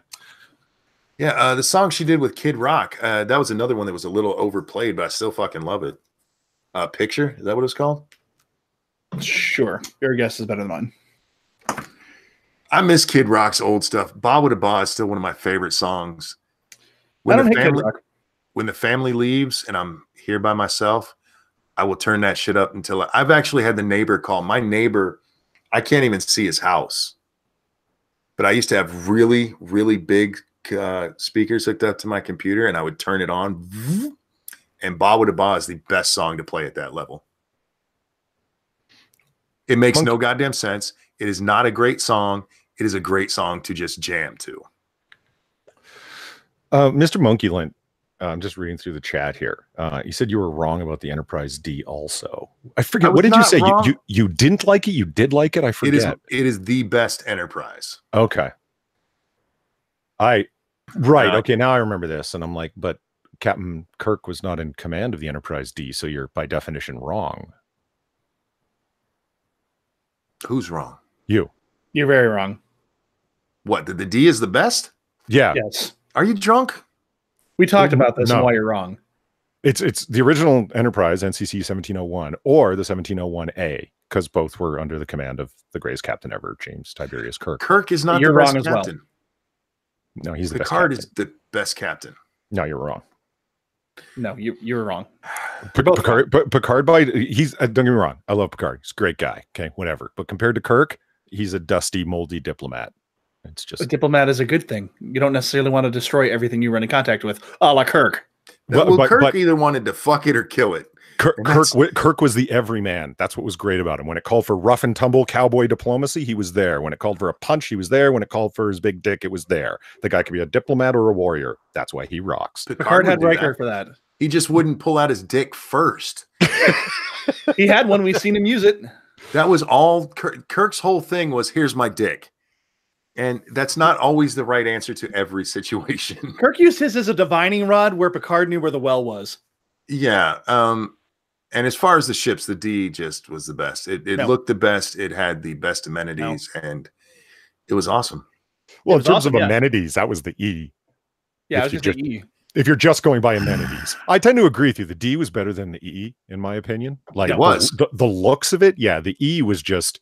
No, I love. Let's make the D bigger and fancier with racing stripes down the side. Like it was. It was a completely different saucer section. It was designed for something completely not exploration, which kind of hurts the mission. But it's designed to be able to fight. I have no idea what you're all talking about, but I like to fit in. So, Monkey, you're wrong, says Don O'Leary. I am right, of course. No, you know what the E looked like? Honestly, the E looks like the D right as it's getting ready to go into warp. It's a stretched out version of the E or the D. Personally, my favorite one is round. It's not supposed to be. I know, because it's being sucked through hyperspace. I mean, real quick. Johnny Hellcat, thank you. Picture's a bad song to listen via karaoke. Oh yeah, you need to have two good singers to make that song work. Diesel Dave, thank you. Marilyn Manson, Sweet Dreams. Very good song. Huh. It's not even my favorite ship of all of them, but I like the Prometheus. Shadow says the Jackson song that was covered was Smooth Criminal from Alien Ant Farm. I like that too. I thought Dirty Diana was a cover too. Probably. You mean Michael Jackson's original, or someone else covered it? That it was covered that Michael Jackson was a cover. Oh, I don't think so. I think on Bad 25, Spike Lee's documentary, they talk about when they were writing it and making it. So I don't think it was a cover. Really good documentary Not the to first watch. time I've been confused. I knew Smooth. Is it Smooth Criminal? Was yeah. But yeah, Dirty Diana is my favorite Michael Jackson song. I love a song about a slutty chick. Of course you do. It's a song about a thought, y'all. Oh, wait a minute. Before thoughts were a thing. How do you know what my favorite ship is? Why, it's my screensaver wallpaper, of course. The USS Defiant, of course. Yeah. I still say that the Prometheus is my favorite. No, the Defiant is superior. No. I like it because of how clever of a design it is. Like just from the people's, the original designers crew, it's like, we need to make it small and compact. Well, how can we have a saucer section and have nacelles? And it's like, let's plug the nacelles to the side of a saucer section. And that's the whole ship. I'm like, that's clever.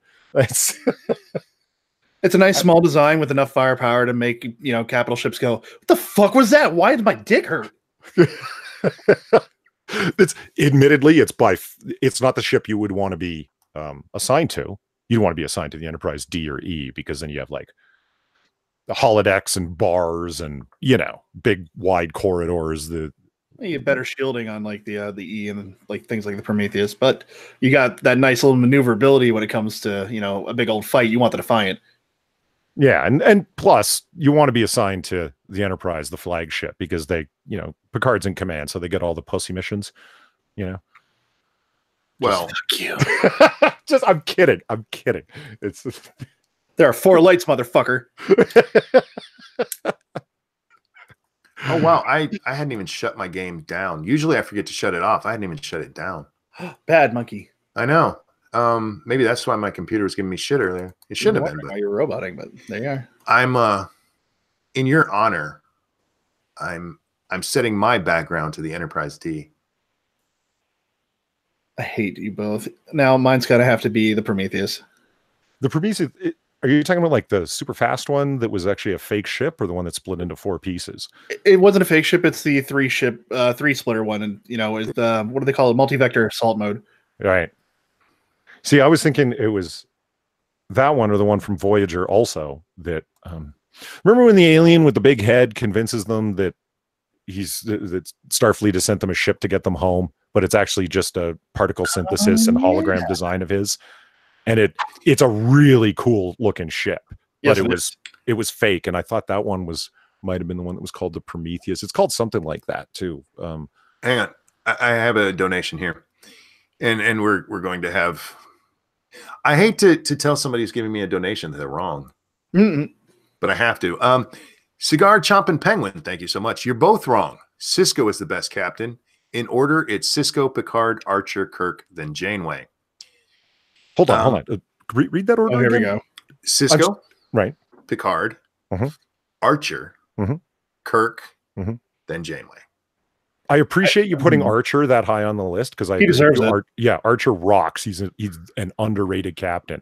But I noticed that you left the Star Trek Discovery captain off. Well, there is no such thing as Discovery. I don't know what you're talking about. Yeah, and you weren't wrong to do so, is my point. Like, I don't know. I think Janeway's the one that catches the most hell, and they're all super competent captains. None of them annoy me. I don't think of any of them as being weak. I see all of them as being commanding. The differences between them. Yeah, absolutely. Yeah, I agree with them.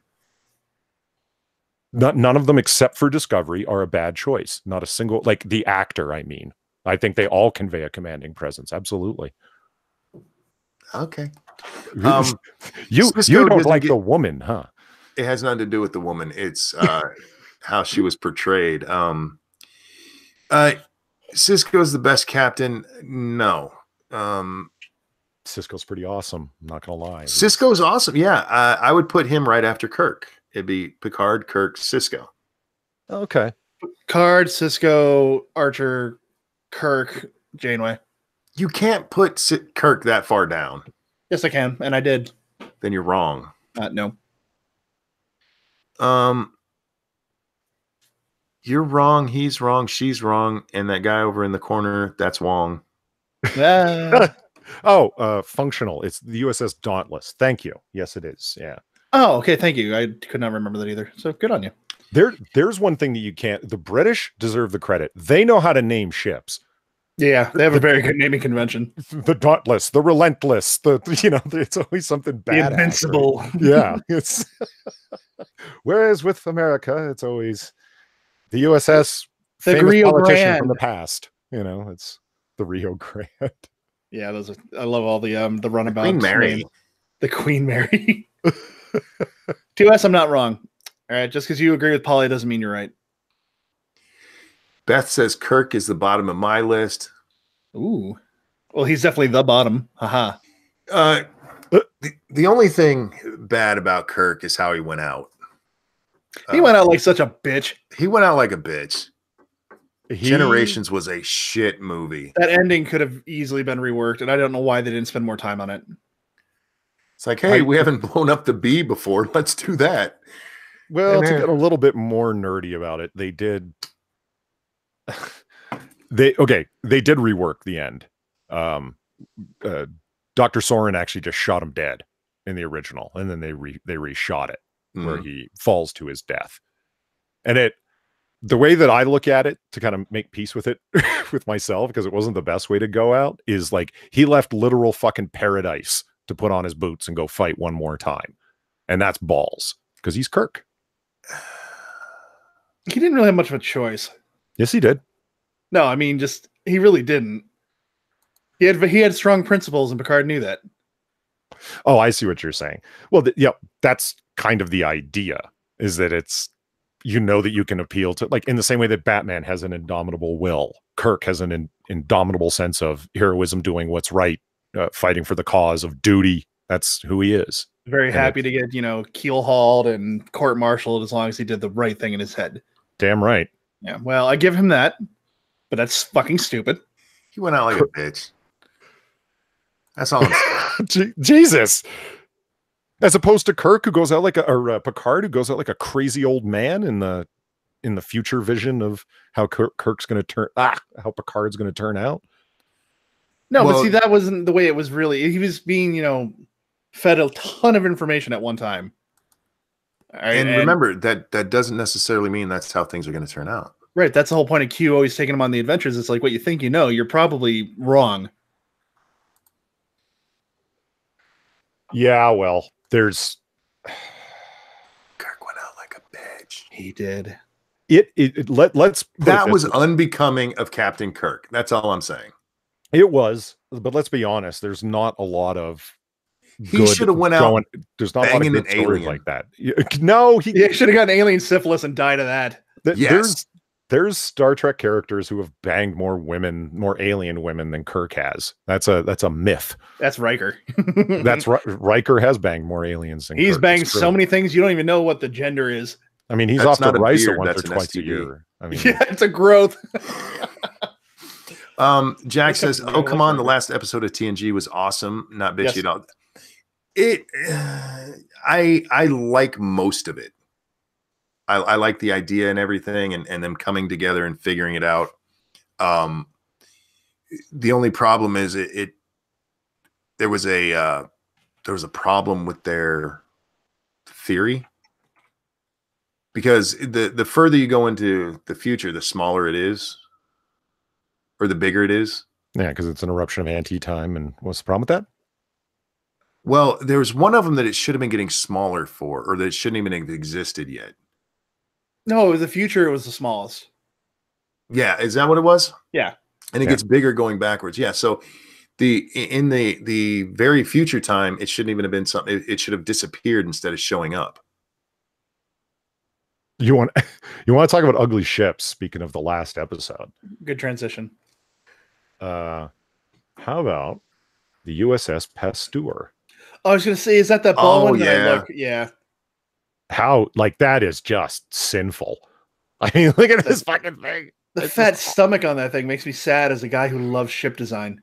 Like, that is awful, guys. I mean, if it's like an embassy ship, fine, but they sell a model of it. Who the hell wants that thing sitting on their desk? I kind of want one now, just for how ugly it is. So I can say this is the pinnacle of shit design right here. How about the Enterprise in the future when they just glued an extra nacelle on it? Oh, Oh, yes, yeah. that was awesome. Hey, they gave him a big ass cannon though, so you got to give him credit for that. That's true. They did get a cannon out of it. Jack says, "Hey, look, it's a vibrator." It really is. Oh, Mr. Monkeyland says, I didn't realize that. All U.S. aircraft carriers are named for presidents, battleships, states, frigates, battles, destroyers, officers. I didn't know it was that specific. That's cool. Very cool. There's people that you don't watch Star Trek. You should. Star Trek is awesome. I was talking about rap. You can blame Polly for Star Trek. Well, I'm happy you guys are talking about hip hop because it's usually I get my balls busted for that because I don't listen to five guys with guitars music, you know. Oh, are you a rap fan? Yes. Nice. You're a terrible human being. Wait, how the fuck do you listen to rap in a smoking jacket? I'm just picturing him by the fire reading a book with his pipe, and he's just listening to DMX or something. Because the best MCs are poets, my friend. So oh my God. You're not wrong. Talk for a minute. Star Trek is boring, says Ebony Williams. Oh no, breaking you haven't my seen heart, the right Ebony. Star Trek. Oh. Get into DS9 and you'll have all the action you'll ever want out of a Star Trek series. No, you know what? I get that people don't like hip hop. What worries me, I guess I could say, is they're thinking of, oh God, trap rap and Southern mumble rap, like the worst parts of popular hip hop. Like the worst parts of popular music are always the worst representation of the genre. Imagine somebody's like, I don't like rock music at all. And you said, oh, really? Like, what do you mean? And it's like, have you ever heard, I'm trying to think of like Maroon 5. It's like, yeah, I hate that shit. And it's like, okay, well, that's a really bad example of, rock and roll. And it's like, yeah, but it's popular. So it must be the best example, right? And it's like, no, never take the popular example of a genre as being the best example of it. You know what I mean? Mm-hmm. What about like, what's that band that everybody hates? Nickelback. See, you knew I it don't right hate away. them. I just don't hate them. That's why I always remember it. Because people are like, oh, they suck. And I'm like, wait, I don't even want to know how many platinum albums they had. Lots. You know what I mean? They're the #1 tracks and albums. You know what I mean? And it's like, I hate Chad Kroeger, but I don't hate the band. And it's like, see, there you go. That's rock and roll, and rock sucks because Nickelback. And it's like, no. I know why Polly likes rap. You got what I need? Did you say he's just how he's dressed? He's got the wig on. I see. He's playing piano, got the ruffles. So he saw that as a kid and wanted to emulate that. Yes. He's like, that's almost as good as a smoking jacket. All right. It all makes sense now. I was actually listening to that song earlier. You got what I need. Mm-hmm. The best part of that song is anyone can sing it. Yeah. Because he can't sing for shit. Because it is, well, he actually can. He just purposefully didn't there. Right. Well, yeah, the song. He sings fine otherwise. Polly, I found a lot of TNG boring. Watch after the first season. Well, it's funny. I like the first season because it's a TOS throwback. It just wasn't working with those characters, but there's a lot of fun going on in the first season, in my opinion. But you know what? I don't think Monkeyland's wrong. If there's any one series that gets a lot of passes for having a bunch of middling milquetoast episodes, it's TNG. Fair. It's not that I don't think the series is great. It is great. But I've noticed the most passes are given to TNG. Like people will dismiss the entire third season of TOS and say it's shit. Only the first 2 seasons are good. And it's like, that's painful to hear people say that. Because I heard someone describe TNG as like, yeah, there's a handful of really good episodes and then a ton of bad ones. Yeah. And I'm like, I can see where they're coming from. I don't think they're bad, but I can see why they say it. Yeah, I mean, like how many... Go ahead, Monkey, sorry. I would absolutely disagree with that. There's a whole bunch of really good TNG episodes. I agree. Oh, I absolutely agree. But in 7 seasons, back in the day style seasons where they're not 13 episodes, but like 24, you know what I mean? No, when you start listing them off, in my opinion, it's not the train wreck episodes, like the truly bad ones that are bad. It's the boring ones that don't go anywhere. And it's like, what the fuck? As much as I like Data, a lot of the boring ones were based on his self-discovery. And I like Data. Do not get me wrong. Data is one of my favorite characters of all time. but fuck, can that be boring? Yeah. I mean, And Tasha Yar sucked, by the way. well, yeah, it was, and You better not be one of her fans. no, I'm not. I have She more did look faith in you. awesome in that one episode where you saw her in the sexy outfit. Remember when Where she everybody was banged drunk? Data? Yeah. Yeah, that's Everyone pretty was- good. Yeah. I mean, talk about a low dipping dress. She needed to shave to wear that. It was wild. Yeah, it's pretty good. And then she's one of those women that time was not kind to. No. Oh, Like I've Marina seen- Sirtis still looks pretty good, but God, no. Denise Roberts, whatever it was. Riz Richards? Denise Crosby, right? Crosby. There you go. Yeah, she knew. Yeah, time was not kind, man. Gates looks pretty good yet. Really? Yeah, she's not terrible. She's where you think she'd be. I was she watching. was old when she was on the show. Man. Right. She's a dignified elder now, and I figured that's where she would go. Oh yeah, Jack Gunsky's asking if we're doing the. We're going to watch Unbreakable, or we're going to talk about Unbreakable after we've watched it. I forget. Yeah, I'm available Tuesday for sure. It's the only one of the three I've seen. I haven't seen Split yet. It's on Netflix. I should probably get around to that. And I love me some McAvoy. I should check it out too. I've heard good things, and McAvoy's awesome. So, Yeah, he's pretty good. but I heard Glass wasn't very good and subsequently bombed. I don't know. Aw, Yeah. that's a shame. I was because that setup alone was getting me happy. I was like, oh, it's gonna be awesome. No. I really hope it's just rumor. I can't. I got to see Split first, and then I'll make my own opinion. Claxon says, I've met them all in person except Stewart. Wow. That doesn't really surprise me. He's not always amongst the group during the tours because he's always working. He's still working. He's a working actor, yeah. No offense to the others, but I did get to extremely briefly meet Leonard Nimoy on his last run of cons before he stopped going to them because his COPD, right? Sure. And then he stopped doing them, and it was not that long after that he passed away. And it was like, oh, but got to very, very briefly meet him. So it was totally cool. It was worth it. I really, Shatner is who I want to meet. I mean, that guy's been doing it solidly for fucking decades, man. And of course, Patrick Stewart. Holy shit, it'd be great to meet him.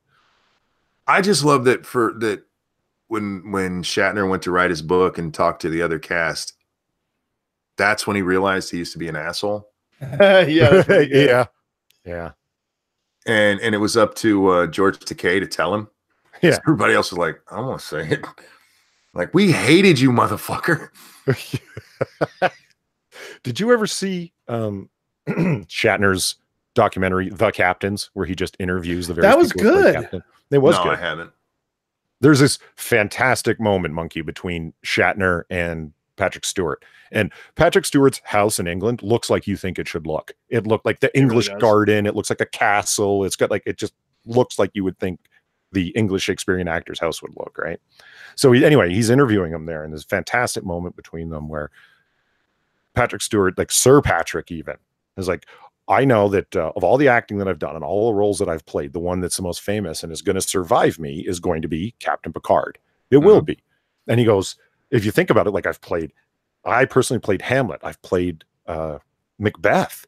I've played Julius Caesar. I've played all of these great roles that have been around for centuries. Yet it's this popular character, meaning pop culture character, that's going to be so well known. And I come to realize something. I'm okay with that. I'm willing to let that be the character, that I influence that many people. And Shatner has this great line where he talks about, he goes, you know what? I've always had a problem with that, because he's a trained Shakespearean actor himself, William Shatner. Mm-hmm. That's how he came up. He's like, you just made it okay for me. I've had this long-standing problem with that. I've always wondered about that. But he goes, the way that you put it right now. And it's like both these guys as acting actors, you know what I mean? Who have dealt with the same thing, to be typecast into this popular role when they're actually these super professionals at this thing. And they both kind of made it okay for each other to be known as this. It was deep. It was really cool. That was one of the things that Shatner did so wrong for a lot of his career, was hating that role. Yeah. Being just such a stuck-up ass about it, and hating the fans because of it. And yeah, I remember when he had that moment, and he actually went to cons and shit for the first time. It's like, dude, no matter what you're loved for, fucking embrace it, man. Millions of fucking people love you for an a show that, quite frankly, should have been canceled after the first season.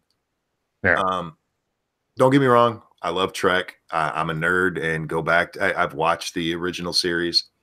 But it probably should have been canceled after that first season. But I mean, this made you a household name, you dick. What's fascinating about it is that it goes beyond simple like popularity. What's the name of the show that was on at the same time? Black and white though, space drama, Danger, Will Robinson. Lost in Space. Lost in Space, yeah. Lost in Space was super popular. Did much better than Trek in its original run. Are there Lost in Space cons now? No. It's the quality of the writing and the quality of the acting elevated that corny paper mache rock show to being something that actually stuck with people.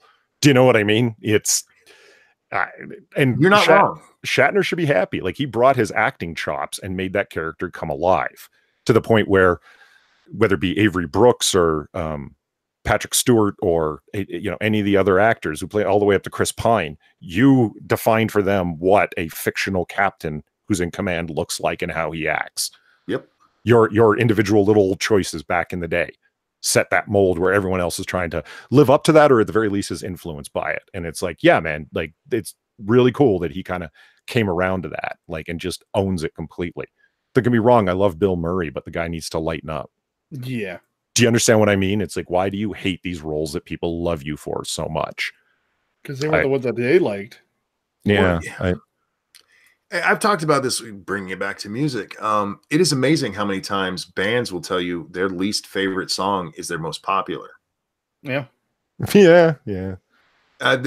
If you played Guitar Hero, the Guns N' Roses version, they did interviews with them, throughout the splice in there.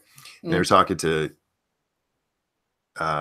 Slash, and he's like, nobody thought Sweet Child of Mine was going to do anything.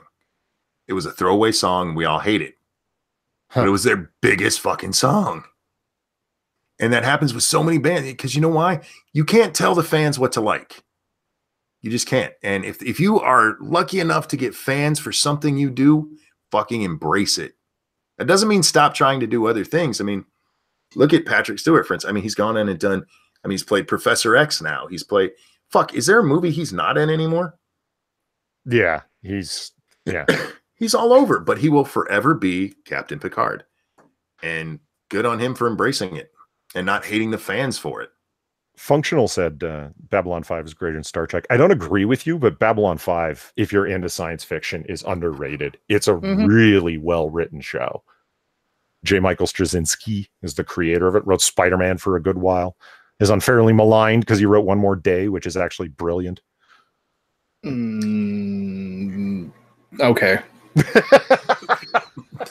I don't know why I that's the rare occasions that I have an opinion that aligns with the popular opinion. I get really excited because I'm like, see, it happens. It's like Kendrick Lamar. I'm not completely crazy all the time. Jesus. Yeah, it's like Kendrick Lamar is awesome. Oh, thank God, I agree with the majority opinion. Oh, like I'm not just being a contrarian. I swear, it's. Functional says I was being a bit hyperbolic, but yes, a masterwork in sci-fi writing. I couldn't get into Babylon 5. That's not a knock against it. Maybe it's a knock against me. I just never could get into it. It reminds me of Enterprise a little bit, that in the sense that you have to get into it. You have to warm up to it. You have to get to like the characters. And then once you do, yeah, that ball's rolling and you'll really enjoy it. That's what happened with me. A friend kept pushing it on me. He said, well, let's watch another episode of B5. And I was like, I don't know. But after a little while, and yeah, it's once you get into it, it's like you realize what's going on and you want to see the next one and so forth. Babylon 5 is better than Trek for sciencey stuff, but Trek has more story. That's a weird thing to say, considering how many things were in Trek are actually science we use today. Yeah. Well, but then again, Babylon 5 does things that Star Trek deliberately avoids doing, like the ships in Star Trek fly like they're all within an atmosphere, which is very unrealistic. Like they're curving trajectories and so forth. And whereas in Babylon 5, they move in straight lines and they have to have retrojets bring them to a stop. Otherwise, they're just going to keep floating. They wanted to do the space thing, and they didn't use made up technology like gravity plating. No such thing in Babylon 5. The whole ship is spinning to create the impression of gravity, and they live on the inside of the cylinder. Real quick, Nicholas Daly, thank you. Eating ramen, shrimp, noodles, Ew. and listening to some of my favorite nerds. First world problems are awesome. Well, thank you for listening and for the donation. Well, the thing with Star Trek is Roddenberry, at least in his time, everything had to be theoretically possible. Sure. That was his rule. It had to be theoretically possible. There's a ton of science in Star Trek. Mm-hmm. Just because it's not something we've actually made or been able to do. I mean, the idea that you can spin something fast enough to actually get gravity isn't too much more sane than gravity plates. Well, Inertial dampeners for the win. Inertial dampeners, I know, right? It's like, how do they stop from being crushed against the bulkheads? Well, there's this thing, you see, that but that's the way that, God, you've made me become sanguine. I hate you for this, Monkey. Go ahead. Try it. The way that Einstein conceived of how the acceleration of gravity works is by conceiving of it as momentum. Sure. In his thought experiments, if you stand on the inside of a cylinder that is spinning at the correct rate, it will simulate gravity to the point of like 1 unit of like Earth level gravity at sea level. It will, because it's spinning you away, because a gravity well around a planet works in a similar way. It is all an acceleration towards a point. So yeah, that's as scientific as it gets. I don't know if you'd actually be able to be on the outside of the cylinder if what we're talking about is how a planet works. Well, if how a planet works, yes, because you would have to have a planetary body of enough mass such that it had a gravity well. If they don't want to make something that big, so how do you fake it? Well, you make a cylinder big enough and spin it at such a rate that it'll stick you to the inside of the cylinder and you won't be able to get off. Yeah, that's called centrifugal force, and then you're stuck. But it will have the same. Well, if it's spinning way too fast, you could say you're stuck to the surface of a planet. It's the same effect working in the same way.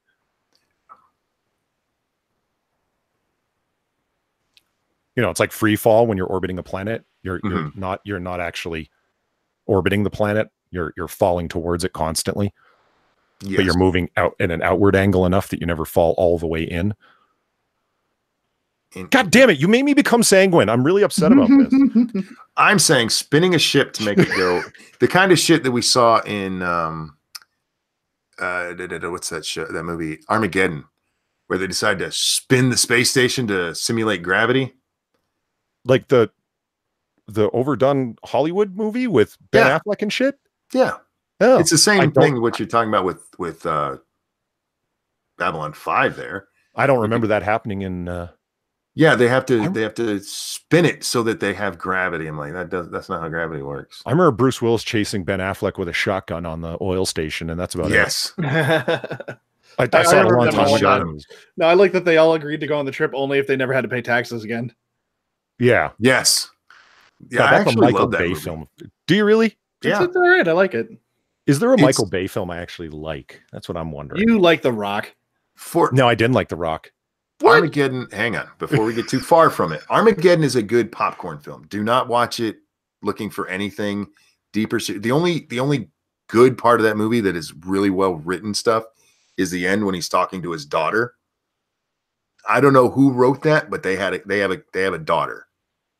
Because that scene between him and her where he's telling her goodbye for the last time, and she says, "Daddy," even talking about it, I'm tearing up a little bit.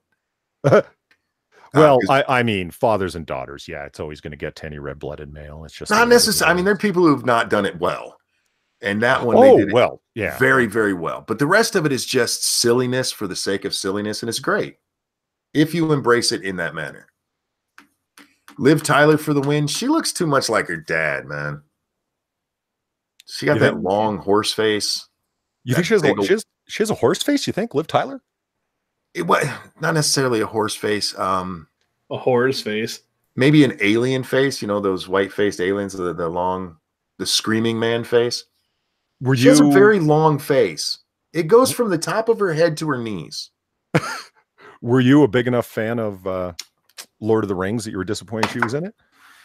I tried reading Lord of the Rings when I was in high school, and I made it like 15 pages in and went, this is boring as fuck, and put it down. I made it further into The Hobbit. I made it about halfway before I'm like, this is stupid as fuck, and put it down.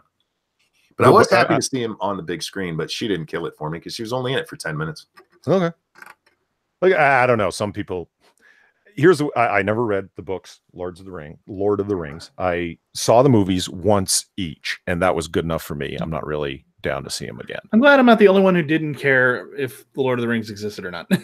Like, I have nothing bad to say about it. It's just I'm not excited about them. Right, that's it. They weren't terrible flicks. I just don't care. I totally get why somebody would like them, though. Like, oh, the amount of lore and the details, and there's a billion things to talk about for a long, long time. I get that. I totally understand that. It just doesn't do it for me. That's all. Go ahead. I'm sorry. I was going to say no criticisms. Like, I got no problems with those films. It's just, I didn't get it. I know people that are just absolutely fascinated and watched them over and over again and own the extended editions as well as the theatrical, et cetera, et cetera, et cetera. And it's like, wow. The first movie, and I understand why, because it's the setup, was long and boring. So boring. It was like reading the fucking novel again. The second movie's a little bit better, but the third one moves at a decent enough pace. I actually like it. I've watched it several times. I really hate the Ghost Army. Like, I don't know why, but it's a cheap way to win. Yeah, and I hate that. Well, okay, this is Mr. Monkeyland is saying like Armageddon is a Michael Bay film. That's what I'm saying. That's what I said. Are there any Michael Bay films that I actually like? And you said The Rock, and I'm like, no. Again, you're gonna have to tell me why, by the way. Certainly not any of the Transformerisms. Okay, just my opinion. Nobody has to agree with me, but there's a reason I called Coach Cringe the Michael Bay of YouTube. It's just when you have all camera angles to make up for the fact that there's no substance there, it's transparent and obvious to me, and therefore I don't like it very much. I'm going to bring up Michael Bay movies to see what they all are. Okay, cool. Is V for Vendetta a Michael Bay movie? Is it? I don't know. Somebody just wrote V for Vendetta, and I was like, "Is that?" I've never seen it. I've never seen it. What about Bad Boys? Did you like Bad Boys? I like Bad Boys. I like Bad Boys 2 a lot. 2 is better, actually. Yeah, I agree. It was that's a good popcorn movie, like the way that you mean for Armageddon. It doesn't have the heart that Armageddon has, but it's it's all right. I mean, it's got all the Michael Bay tropes in it, doesn't it? Lots of sunsets, lots of I don't know that there's helicopters in Bad Boys 1 or 2, but I'm pretty sure there would be. Flying into the sunset. Wait. Lots of upward camera angles, everything filmed like it's porn, like dramatic. Whoa. Cool shots of dudes getting out of cars, looking off into the distance. Hell yeah. Hang on a second. Also, James McTeague directed V for Vendetta, so there you are. Yeah, I think that it was just a suggestion that somebody was making, and it's like, okay, fair enough. Wait, why am I gay? We don't know. Oh, because I'm searching on YouTube. I'm like, what the fuck is going on here? Okay, let me try that again. Okay, Michael Bay movies. We have Transformers, Bumblebee, Transformer, Pearl Harbor, which was a bad movie. That was terrible. Yeah. I did see that, unfortunately. I don't. The Island. I like The Island. I have never seen it. It's okay. It's Ewan McGregor and Scarlett Johansson, and they're clones. They find out they're clones, and they're trying to do everything they can to survive. Oh, right. That you like that, right? No, I thought I thought the core idea was interesting. The idea of people clone. Well, I won't spoil it, but yeah. Right. We can't say much more than that. Like, yeah, they're clones, and that much is obvious 20 minutes in, but it's like, why are they clones and so forth? That's the and what's the problem with them being that's the point of the movie. It works well for Scarlett Johansson because they're all supposed to be kind of ditzy space cases. So she just it wasn't a reach for her. You know what I mean? Fair. But I like it. I don't know why you don't like the movie. Because it was a Michael Bay movie. Like, holy shit, lens flares everywhere. Everything shot like it's porn. There's, you know. The slowdown that bothered me. The slow mo just. Yeah. And it had a helicopter flying into the sunset. I mean, my God, Michael Bay, what is it with you? Okay, I look up Michael Bay movies, right? Mm-hmm. And Coyote Ugly comes up. Was that a Michael Bay movie? No. I'm pretty sure it wasn't, but okay. It was directed by David McNally, produced by Bruckheimer. Yeah, I don't see his fucking name anywhere on this film. Why is it listed as his? Alien Covenant was not directed. Oh, you're just suggesting things again, Seth. Okay. Oh, Michael Bay was in Coyote Ugly. Oh. He had a cameo as a photographer. Yeah, he did. I was gonna say he was the camera guy. Okay. All right. I was like, there's no way he fucking directed that. Nothing exploded. That's great. Let's see. The Rock. What else do we have? The Bad Boy movies. Bad Boys. This is cute. It says Bad Boys 3, which hasn't been shot yet. And then at the bottom, it says Bad Boys 4. Oh, right. God. This is IMDb, right? No, this is just what comes up on Google when you search it. IMDb lists movies that are not even greenlit yet. It's weird. It's like Avatar 1 through 6 are listed there. It's like, what the hell? Yeah, why is Bad Boys 3 hasn't even been finished? Why is Bad Boys 4 on here? Because it's in super ultra pre-production. Like, you know what I mean? Because Michael Bay has some fireworks left over. The end of Bad Boys 2 pissed me off because they just... Michael Bay, look, dude, I actually like some of the stories you're going for, and then you just ruin them because I can't actually watch the fucking movie. That's why I hated them letting him do Transformers. Like, hold the fucking camera still. I want to see what's happening. Oh, tell me about it. Yeah, that's why I couldn't watch past 1 because it's just... I eventually did see him, but... Are you a fan of the Jason Bourne films? Either one of you, Dax Monkey? First 2. First 2? The first 3, actually. I liked all of them. Third one's okay. Did you see the 5th one? Simply called Jason Bourne. No. I have not. No, I haven't seen the one without him or the one where he comes back. Well, I'll tell you something about the 5th one, Jason Bourne. That's what made me think of it. Is the final fight scene that Bourne has with the big antagonist of the film, like the big climax fight, right? It happens underground. It's in the dark. The camera won't stand still. It's a shaky cam hardcore, and it's like the editor went to the Onision school of jump cutting. You can't follow anything that's going on. You don't know who's being hit. It was awful. And I don't know. Like, did you not watch your own previous films, Paul Greengrass? Why did you cut your own movie? Like, I'm sure that choreography for that fight that went on for a while took forever for the actors to train up to it. And in my opinion, it was all a giant waste because you couldn't tell what was going on. It made less sense than a Transformers fight scene. A lot.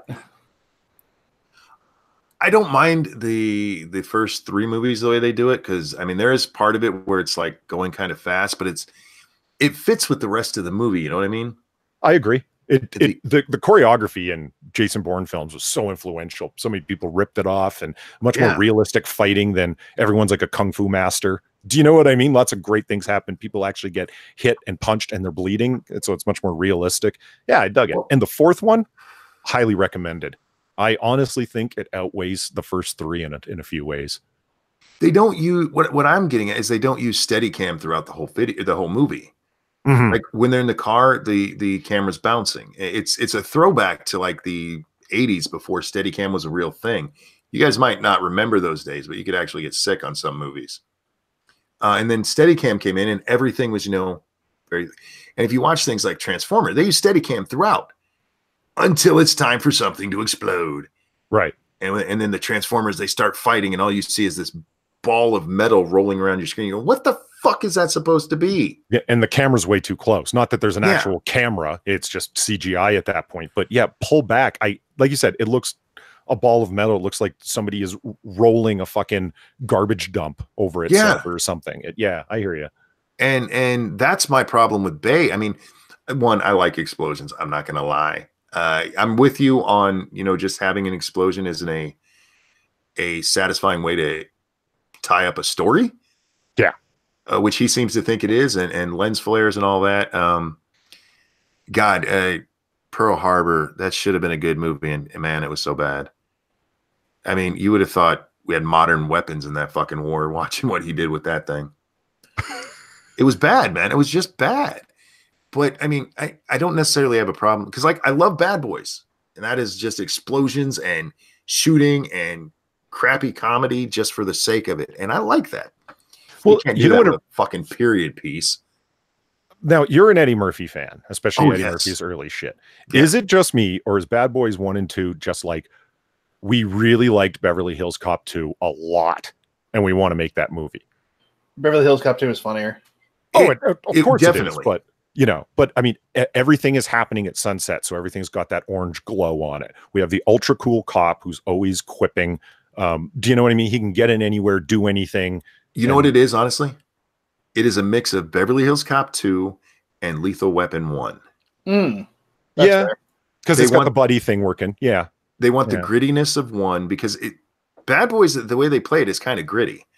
To the sense that the original Lethal Weapon was. That was a gritty fucking movie if you actually watch it. And you have the one cop, Martin Lawrence, who's like, no, you know, we're more by the book. You're driving me crazy with the shit you do. And then you have Will Smith's character, who's is partially Eddie Murphy and partially Jew hater. What the fuck's his name? Mel Gibson. Yeah. His character's like a split between that. He's the renegade cop, but he's also, you know, the cool guy. So right. Yeah, it is those two movies merged. Yeah. Gentlemen, will you excuse me for a moment? Yes. Polly, I'm going to put you in charge today just for fun. Oh, okay. Because Dax is leaving me for a couple of days. I am. Is he really? Oh. He is, so. Yeah, I got babysitting of a store to do. So your punishment is that Polly's in charge. I'll be right back, guys. Backhanded compliment. Actually, I got a question. I want to hear from you, Dax, but I also definitely want to hear from chat. So there's a link to my channel. I won't try and slip it in this time because I'm going to be asking about my channel. I have this idea of a thing I want to go ahead and do where it is a series of reviews that are only going to be of comic books that are only going to last like what, 3 to 5 minutes at the most, is to give you an idea. And if you've ever tuned into Comic Book Curation where Jack Inquisitor and I do a live stream every Wednesday, it's a good time. Dax has been on. Monkey refuses to come on because he's a spoil sport. It's got nothing to do with his show being at the exact same time. It's fine. We talk about stuff, and at the end of every show, we do what we call comic book pitches, where we don't review a comic or really recommend it. We try and pitch it the way you would pitch a storyline to somebody. And Dax is there. He knows what we're talking about. You want somebody to be excited. So you give them the main idea, what's interesting about it, and why they might like it by showing a couple pages from it. It's really quick. None of us ever talk for more than a couple of minutes just pitching the idea of this story. We came up with that as a way of so many reviews online. You know what I mean? It's like where they kind of spoil the story for you, especially like the really big channels like Comic Storian that have a couple million subs. It's like, dude, you ruin every comic that you review because you show literally every single page from it and describe what happened. Why would anyone want to go read it now? You know, how that guy gets away without copyright strikes amazes me. He literally shows every page. Anyway. So I wanted to do quick reviews like that. Would you guys rather see, or do you think it's a better idea to do a running series on one comic book, or to jump all the hell around pitching a bunch of different comic books? What do you think? I almost say the second, because what you were describing as the first was kind of what your problem would be with somebody revealing all of one story, so to speak. Unless you're talking about jumping volumes and whatnot, but I was thinking of clustering them like 2 or 3, especially story arcs, which happen a lot in some of the series that I'm thinking about. I'm thinking about Moon Knight and Spider-Man 2099. Oh, I think I finally get what you're talking about with Moon Knight now then. Yeah, Moon Knight does not have he's got a long publication history, but there's not as many issues as people might think. There's less than what? How many are there actually? Now that I think about it, there's not very many. No, there's not. And he Moon Knight has fallen victim to what Marvel Comics has been doing for the last 5 years, which is restarting series over and over and over again. So you can issue number 1 because it sells more and they charge more.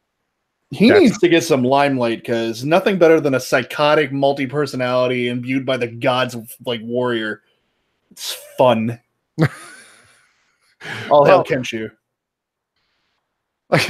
I got Simius of Thieves telling me he's unsubbing. So all the ideas are bad. Sim, you be nice. Ramen Noodle says, jump the hell around. Okay. And Eric Peters is explaining that we don't actually read comics, but look at the pictures at the same time. Nice. So I got a lot of jump around. Too many number ones out there. And get down. What do you think, Monkey? In the review series, it lasts no more than 3 to 5 minutes each, where I'm not telling the whole story, I'm just pitching them. Jump around or do one series consecutively? How do you mean one series consecutively? Well, think about Moon Knight or Spider-Man 2099. Oh, like so stay on one comic until you're done with it and then go to the next? Right. I'd skip around. Yeah? Okay. Yeah, skip around. And that way you're not, for two reasons. One, I think it's more entertaining that way. And two, it gives people who say don't like Moon Knight or aren't interested, they're not going to have to sit through, oh, he's going to do this for a month. Right. Yeah. Real quick, before we get too far away from this, I did see as I was getting up to leave, Zombie Teddy asked me if I liked The Last Boy Scout. Yes, absolutely. It's not a great movie. It's a good movie. It's a fun movie, but yeah, I fucking love it. We actually did a movies you should watch on that. Yeah, jump around. Give people something different to see each time. And plus, that also gives the people who say you do Moon Knight and then Spider-Man and then the Hulk, whatever, in that order. The people who, like, I really liked your Moon Knight one. I can't wait for the next one. It gives them something to wait for. Yeah, skip around and gives more info what's out there. Yeah. There's no reason not to go back to them later. I mean, but just do a couple different ones and then maybe go back to when you started, blah, blah, blah. Best of both worlds. Fair enough. You should do, Polly. You should do a series on the Marvel movies. I thought about doing that, but somebody got a hold of me in DMs that's starting a channel, and that's their idea. And it's like, oh, well, you beat me to it. Do you know what I mean? They want to do each one of the Marvel movies and show in the comics where every one of the stories, well, not everyone, but where the main ideas and story arcs were coming from, the differences and similarities between them and stuff like that. And I was like, that's a really cool idea. Too bad I was thinking about it, but didn't get around to it. So you suggest I just meant review them. Oh, just review the movies, period? Yeah. Yeah. You could even do them in order from worst to best, but you're going to have to wait a couple months for that. You just got to wait till the next one comes out. I mean, what? So you absolutely think that Captain Marvel is going to definitely be the worst, huh? No, I'm going to be honest with you. I don't know. Yeah. You know what? I asked this last night in Discord. I'm curious what you two guys think. So one of the on-running stories around Captain Marvel is they have firms, PR firms out there that through various algorithms and polling methods determine what the opening weekend box office take is going to be for a given film, right? Okay. Yeah. And they've got ways of doing it. Who the fuck knows? The point is that Captain Marvel, before Brie Larson started her fuckery and her press junket, was at 160 mil opening weekend. And then it was at 130, 120. Now it's between 80 and 100 million is the estimate from these firms. What was the original? 160. And it's been halved? Correct. Fuck. Good job, Brie. Not just Brie, but also, I mean, yes, Brie, definitely. But also the stuff around the film where they're arguing that people are hearing it as being overhyped, number one. Number two, they don't know who Captain Marvel is at all. A lot of people think it's a made-up character that never existed in the comics, which is not true. But it does seem to have a silly name when you think about it. It's Captain Marvel. Oh, Marvel Studios. Haha, I get it. Yep. That's the take a lot of people are coming away with. Most people, they're going to see the movie. They don't care about the background lore and stuff. It's like, entertain me for those 2 hours. You know what I mean? And it's like, okay, I get that. If you're not a fan, what does the truth to the lore matter as much as you don't want to fuck the lore up, but you don't want to. Anyway, my point is they've gone all the way down to 80 to 100 is the estimate now. Are you guys giving odds on what you think the take might be? I know what I think. Real quick before we get to that, there's several people said that they saw it start at 180 and that they've seen it down as far as 65. Either way, this is insane. Yeah. And I'm sorry, what was your question? What do we think it'll be? Yeah. And what you're really answering with that is, how bad do you think the press has been such that it's affecting the mass audience? And then you have that number to be able to give it, right? Like 80 on the low end, 160 on the high end. Let's say that those numbers are the right numbers. What did Ghostbusters open at? Good question. Let's find out. You think it'll be right there on the Wikipedia page? I know they show their overall Probably. page. It should have their opening weekend. If not IMDb, IMDb. I something or other should know. It's vocal dyslexia. Stop making fun of him. It's dyslexia. I don't know why that one causes me so many problems. It's because my brain tries to think about it first. Well, I didn't think it did that well. The budget was 144 and the box office was 229. Let's see if they got opening weekend. Yeah, it was total worldwide, wasn't it? Or is that just domestic? No, I'm assuming that's total worldwide. Yeah, because they've claimed we made it back, but what it cost them, it's been reported that they didn't include all of their marketing in that. Yeah, and one of the things about Captain Marvel is when they say people have said it's overhyped. Yeah, because they spent more on marketing than they did on the film. They have really been pumping the advertising this fucking film. Again, I was excited about it before I heard all this crap, and now I don't give a shit. What they should have done, in one, they should have told Brie Larson to keep her fucking mouth shut. But they should have been pumping this up as who is Captain Marvel to let people, because again, we've talked about this at the end of Avengers Infinity War, there was tons of people in the theater going, what was that? Mm-hmm. They had no fucking clue what that symbol on Nick Fury's phone was. Beeper. Yeah. They would have done quite well to put together advertisements that, I don't know, showed an old comic, whatever. There's lots of ways you can do it. Show that it is a long established character. It's been around for a long time. And yeah, I hear you. That could have been They're banking on two things. One, which I think is the heaviest, is word of mouth for people who actually do know, the comic book nerds that were in the theaters like myself. And they're also banking on these people being kids who watched like Avengers Assembled and Earth's Mightiest Heroes cartoons, where she was an active member. I think they're banking on, and somebody said it in chat just a moment ago, Bumfish said they'll benefit from people needing to see this one to see Avengers 4. They really don't. What's his name? President of Marvel Studios. Kevin Feige? Yeah. He said you will. He hinted that you're absolutely going to need to. And it's like, dude, you're really worried, aren't you? When you're lying like that. It's a prequel movie. You don't need it at all. Yeah, unless the Deus Ex Machina comes from this movie, in which case might be Captain Marvel herself, which would be a bad idea. I'm not going to lie. I have fun busting balls on Captain Marvel, but I found something really entertaining to hear. You want to hear this? Sure. This is from the Wikipedia article about Ghostbusters 2016. We'll lead up to the fun stat you wanted to hear, Monkey, because it's great. Okay. Ghostbusters grossed 128 million in North America and 100 million in other territories for a worldwide total of 229. Right. Mm-hmm. The net production budget was 144 and they grossed 229. Due to the large amount of spending, they needed to get at least 300 million to break even. Yeah. Before the release, director Paul Feig, the moron in the bow ties, said a movie like this has to get at least 500 million worldwide, and that's probably low. Yeah, so I guess you guys should have probably shut up. So here's the numbers.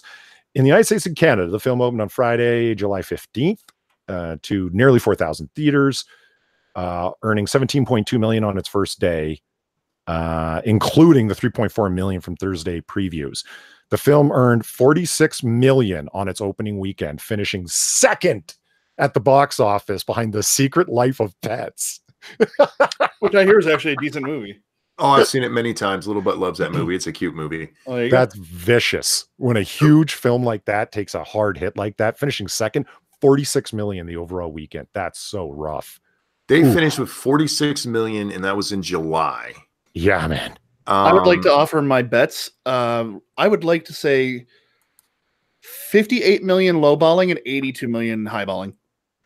If it breaks 60, I'll be shocked. Really? Okay. Wow. Given those numbers coming off of Ghostbusters, given that we're having the pretty much same kind of argument about it, given that the studio's reaction, given the small thing we heard from Samuel L. Jackson, giving Brie Larson's bullshit, and giving that. I mean, even though it was, we read a story that said that this movie, there are people in the studio who really, really, really wanted it to be a feminist movie, and there were other people in the studio who stepped in and said no. But then with its marketing campaign, and I know this is the part Scribe really, really hates, is it comes up and says like, we need her, and it says a hero. They make it about the her part, and I think with what she said with her fucking, sorry Brie, you're a what's the word when it's a chick? Cunt. Yes, you're a cunt. And you ruined your movie's opening. If it breaks 60, I will be shocked. Wow. So you're going below the. Yeah, you can't say her without, or you can't say hero without her. Yeah, there's all that kind of shit. Yeah, I'd go lower, but there are going to be Marvel fans who are just going to be like, fuck her. I'm just going to watch it anyway just to make sure that, it's absolutely as terrible as I thought, or if it's going to be important. What did Ant-Man open to? Oh, good question. Probably not a whole lot. Yeah, I think it's great. I love the first Ant-Man movie. Are we looking for Ant-Man and the Wasp or Ant-Man the first one? Here's my guess. I am opening weekend 57 million. 57 That's million. kind of what I thought, actually. So that's not so bad. And that didn't have bad press. Granted, they didn't pump it up like they've been trying to with Captain Marvel. But I consider them to be about the same level of heroes, and especially for public awareness. And that didn't have the bad press. So, here's the bad press though. I watched about 75 million its opening weekend. That's because it built it up. I mean, they built up an audience for it. I'm happy. I mean, I'm good for them. I really appreciate that they did it. I think that I'm a little black-pilled with this kind of stuff lately. I'm guessing 100 million. No fucking way. I might actually agree with him, sort of, kind of. I don't think the bad press is out there to the degree that we think it is. I think that I'm steeped in it constantly because I do comic book creation and I read about this stuff all the time and I'm interested in it. And I can't stand Brie Larson because she comes across like such a bitch. It's ridiculous. So I think I'm overly steeped in it. What y'all have to remember is the amount of media resources that have been activated, as I like to say, to spin everything in a positive direction. And those are the things that most of the normies get a hold of. Do you remember Ghostbusters? Ghostbusters had bad press that they couldn't stop. The press was totally for them. To the point where they're saying going and seeing this film is a political statement. Like, it got that desperate. And you don't think that's basically what we're being said now?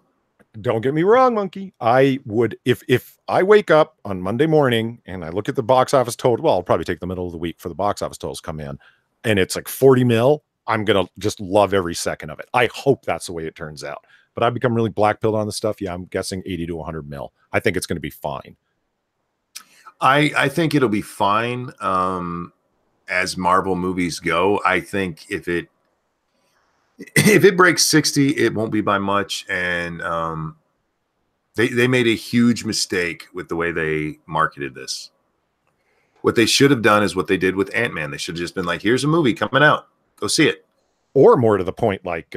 made a better trailer. We've made a better trailer.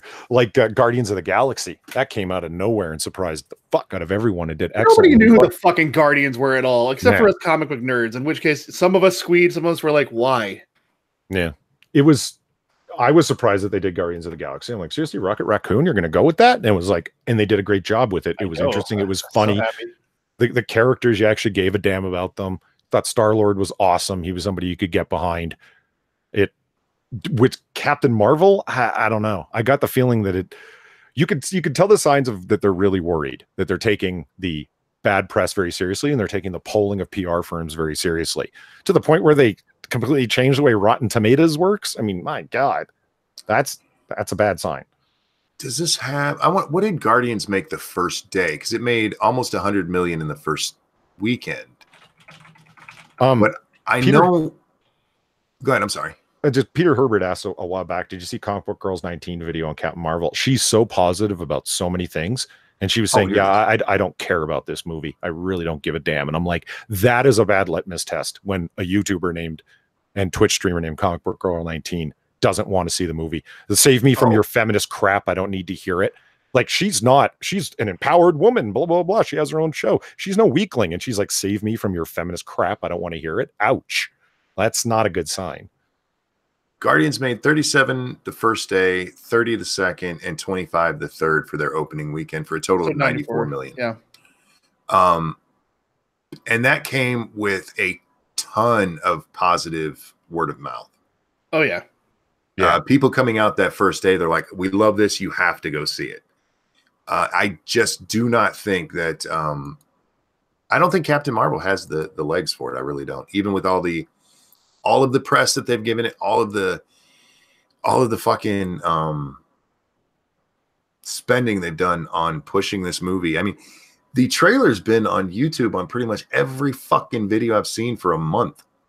I'm amazed that people see commercials. I've been running ad block so long. I'm just like, oh yeah. The only time I see him is on my phone, and then I wait for the skip, and I just hit skip. Yeah. As a YouTuber, the only time I skip is if it's like one of those 5 minutes ad. I actually had a fucking 13-minute ad one time on a 5-minute video I was trying to watch. Yep. I had a I had a full fucking movie on mine. It was like an hour and a half for like a 22-minute video. I'm like, what the fuck is this? It's like, look, dude, I'm supportive of your channel. I'm trying to help you out, but I am not watching that. There's no reason for that. That's an absolutely insane number. Zombie Teddy asked a great question. Isn't the one above all the most powerful character in the Marvel universe? If so, why do they keep saying Captain Marvel is the strongest? I hear you, but what you just asked is a very nerdy question. God bless you for it. But I mean, it's easy to argue that Captain Marvel is not the most powerful. Like, either Eternity or Death are more powerful. Galactus, because he cannot die, he's a force of nature, he's more powerful. Or there's lots of cosmic level characters that you could point out are more. I mean, after all, they did get the gauntlet off him in the comics, and if he really is omnipotent, it's just, anyway. Yeah, you're right, but that's some comic book nerd shit that isn't really reflective of what's going on in the movie. In a moment, I'm going to ask you a question, and you better be ready to answer it. But before that, over on Streamlabs, thank you so much, Evolved Potato, who says, "Are you guys going to see Captain Marvel movie next month?" I'm not sure it'll still be in theaters next month. No, all I say to people is, sorry, Mikey, go ahead. I'm not going to see it in theaters. I'll probably wait to see it if it comes on Netflix. I might watch it. If somebody pays me, I'll go see it like in the first couple days. Otherwise, I'll wait for Netflix. Paul, you gonna go see it? I am. Pussy. Well, I'm not paying for it. I'm going to buy a ticket to another movie. Oh, okay. I'm going to pay for Lolita Battle Angel and then go see that. Lolita. Lolita. That would be a whole different movie. Wouldn't run in the U.S. I just keep saying that. Hopefully that Prospero's out there. It drives her nuts when I call it Lolita Battle Angel. Polly, just a moment ago, you were talking about really nerdy comic stuff. Where can people find that kind of content? Why, they can find nerdy content like that and some excellent entertaining bands between Jack, Inquisitor, and myself over on my channel. And there's the link in chat. We do a live stream every Wednesday at 10 p.m. But we usually start a little bit later than that. We don't want to steal all of Monkey's audience. You know how it is. Yeah. It's very kind of you.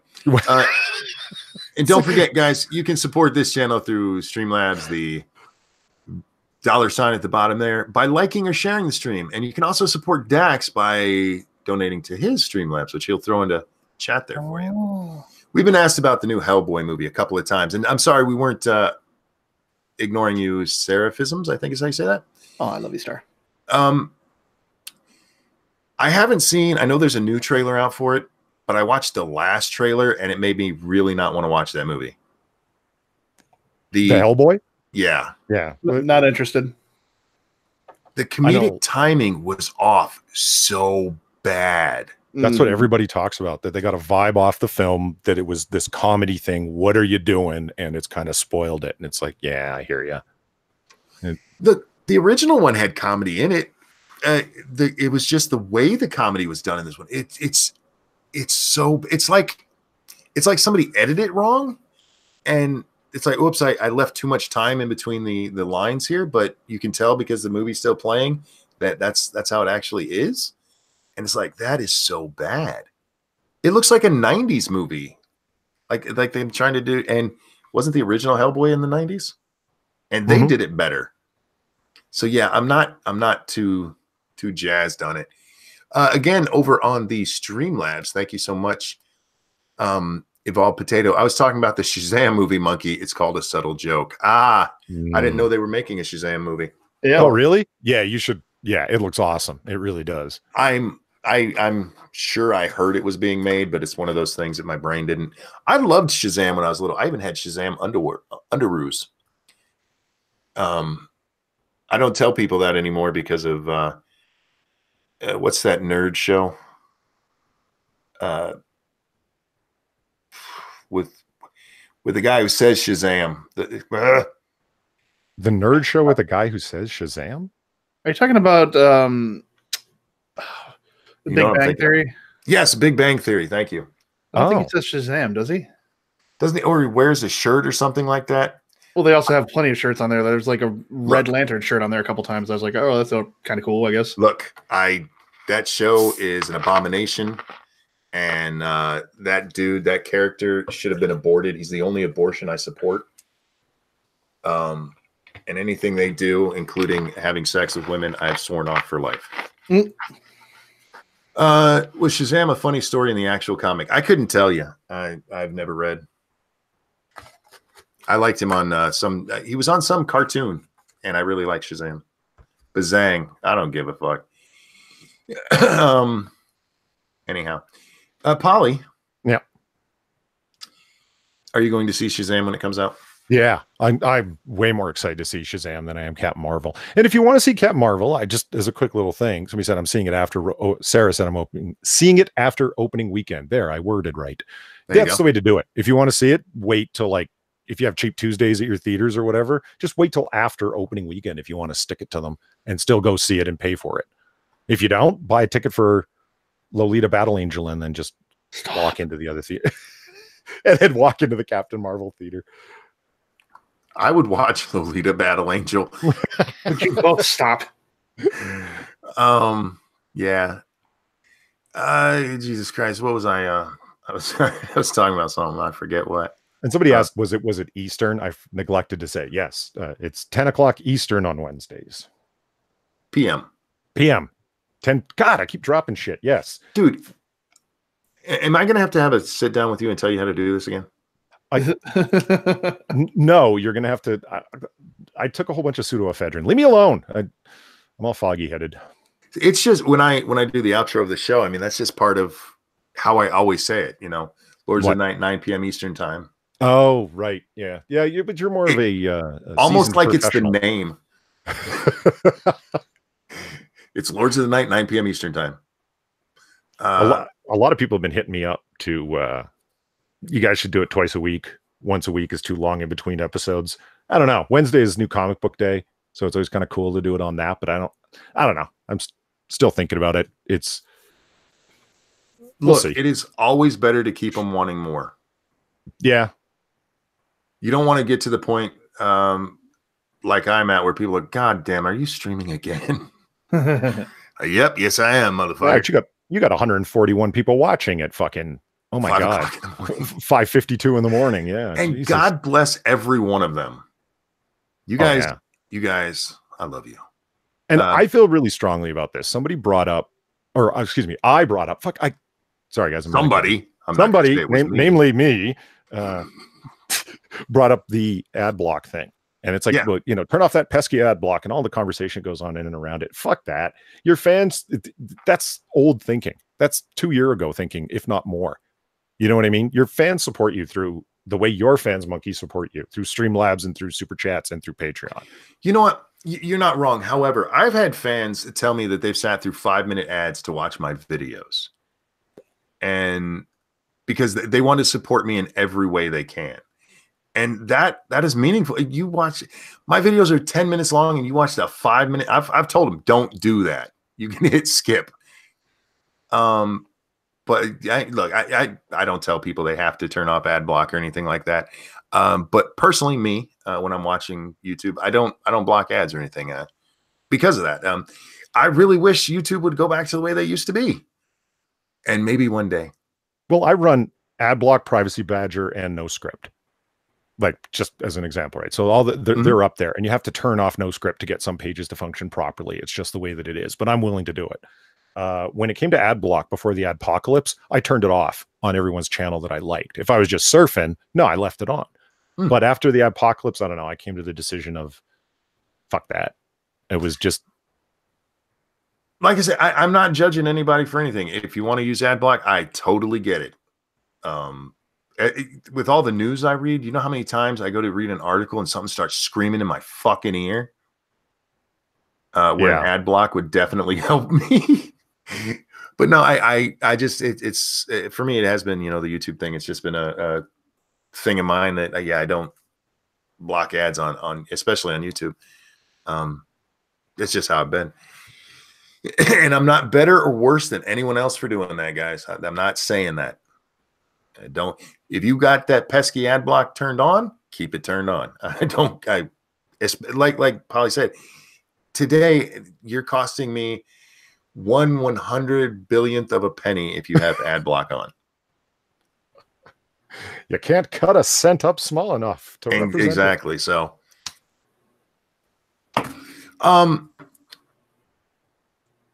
actually, I'm looking at the Scribe and Money show. I mean, you get there's 1,000 views right there. It's the next recommended video that's coming up for me. We did that one 2 nights ago. That was actually a really fun show. Was it? Had SDA come on. It's the first time she's ever been on a Scribe and Money show. Nice. Every time we've done a Scribe and Money show, it's because the third is out, and it used to always be SDA. So this was the first time she's got to be on one. And I don't know if you guys have noticed this, and I mentioned it during the show. Since she's left the show, when she comes on and joins us, she is so fucking talkative. Yeah. There were parts on the old one there were days where she wouldn't say much of anything. And you can't shut her up. And she keeps interrupting Scribe, and not just interrupting him, but going on for 5 minutes. And I'm just sitting over here laughing my ass off because I know it's just funny to watch. And that's why I came up with, don't forget, guys, you can donate to the Lords of the Night Family Therapy Fund through my Streamlabs because we need it. Yeah, it was a lot of fun. A lot of Scribe's overly dramatic acting about being interrupted. Yeah, it was a lot of fun. Excuse me. Yeah, she's a lot more open now. Really cool. It is. It's nice to see that evolution of her. Just because, she does have stuff to say, and most people have something to say. And I know there were times during Lords of the Night when she was on the show where she'd just keep her mouth shut. Or there were times, she was having a bad day, which we all do. But for me, my worst days are the days I most look forward to doing the show. There's several times you can hear me. I'm dying over here, and Scribe's like, you don't have to do this. And for me, it's my distraction. It's where I get to go bant with my friends, talk shit. It's a lot of fun for me. I turn off ad block for channels I like. Not a bad River Boulder Hunter. Matt is not one of them. Oh my God. Well, it's a good thing that you got Dax to replace the person who says very little. Huh. Yeah. Uh-huh. Yeah. I've told Dax he needs to talk more. Well, when we were talking about passionate stuff, that's fine. Otherwise, I'd like to let you guys rant. Yep. And what was the one we did? Did we do movies that one night when it was just you and me? Oh God. Yeah, it was movie night. Yeah, he talked up a storm. If we get on video games, he talks up a storm. Yeah. If I bring up Boba Fett, no, not again. No, when it's something that he actually, and that was actually kind of how SDA was. But yeah, Dax needs to, and he's talking a lot more. You be nice to Dax. I was talking a lot today. I'm just letting you guys talk about your experiences and Lords of the Night stuff, which I've only been on once. So it's not like that's my thing. So I was listening. Polly used to come on more. I did. You did. I've been coming on little. You haven't actually been on the show for a while. Is that right? I don't know. That's right. Yeah. Yeah. Something I discovered today? What's that? The Rule 34 for Amidala is really lacking. For Amidala? Queen Amidala. For Padme? Are you talking, but like dressed up as Amidala? Rule 34 is a collection of porn. It doesn't matter if it's live action or drawn. No. Drawn. I get that. No, what I'm talking about is you have Padme when she's just running around looking normal, or when she had on that fucking big old helmet thing. The big And helmet. the little. Oh, I get what you're saying. Is it like matron version Padme Amidala as queen, or is it the I'm a regular clothes wearing not geisha girl Padme? Yeah. Because what'll happen is that when you look for a given image of when you go to image search and you forget to turn your image safe search on, and it's any female character, it just the whole screen's just going to populate with Rule 34 shit because you didn't have your safe search on. But I did that and I was like, oh wow, look, a titty picture got through even though the safe search was on, and I looked and I'm like, oh no, wait a minute, it's off, huh? And so I started looking around, and yeah, Rule 34 for Padme is really lacking. It's interesting. Monkey Lit says, fun fact, Boba Fett died like a punk bitch. In the expanded universe, didn't he not die in there? Oh, now we're going to talk about the expanded universe? Fuck you. I'm just asking because I think that's what Scribe told me. I've never read it, but... He lived on. He trained one of the Solo kids to kill her brother. There you go. Yeah, so if you think he died like a bitch, which he did in the movie... In the movies, yes. Check out the expanded universe. You might like it better. See, I'm trying to be nice here, and you're being an asshole about it. First off, you can't be good for one day and then be bad another day. Look, I was just trying to help somebody out because I there's one little piece of fact I know about the expanded universe, and I was trying to help somebody out.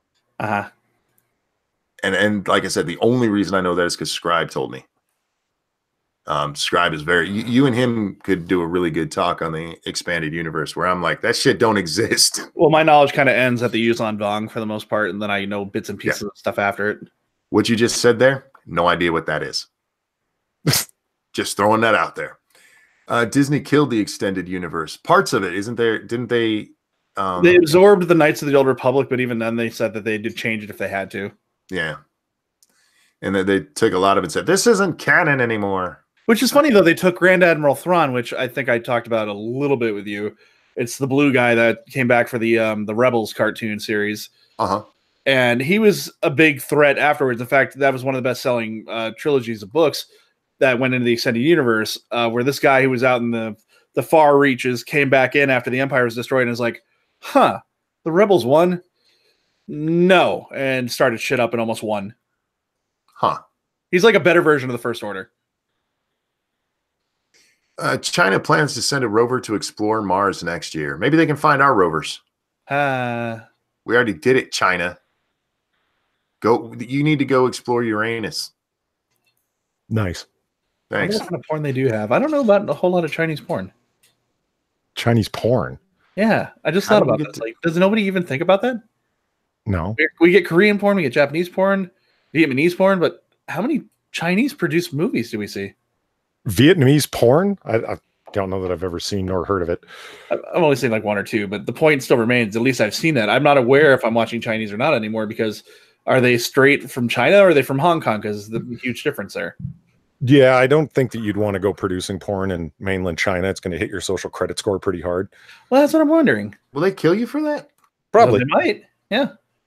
I don't know how strict they are about porn. They got a ton of Asian girls, man. They could fix any debt problems they have. Yeah. Yeah, but it's like they got social things will hit your social credit score, like saying unpatriotic things, which could be, oh my God, anything, you know? Are they allowed to say, oh my God, in Chinese porn? Oh my God. Oh my God. Do it to me. Give me that doggy dick. Chinese have a lot of femdom porn. Huh. See, that's the great thing about porn. Porn brings people together. If Vietnamese porn involves a bowl of pho, I'm there. That's weird. Sarah says, and we have veered bad Dax. No, I mean, we're at this point in time, we normally would have been getting towards the boob stuff anyway. Yeah, speaking of pho, whenever we finish up here, I'm going to have me a bowl of ramen. I should have some ramen, but when we're finished here, I think I'm going to bed. I slept like 12 hours last night, guys. And I've done that like twice in the last week. How are you still tired?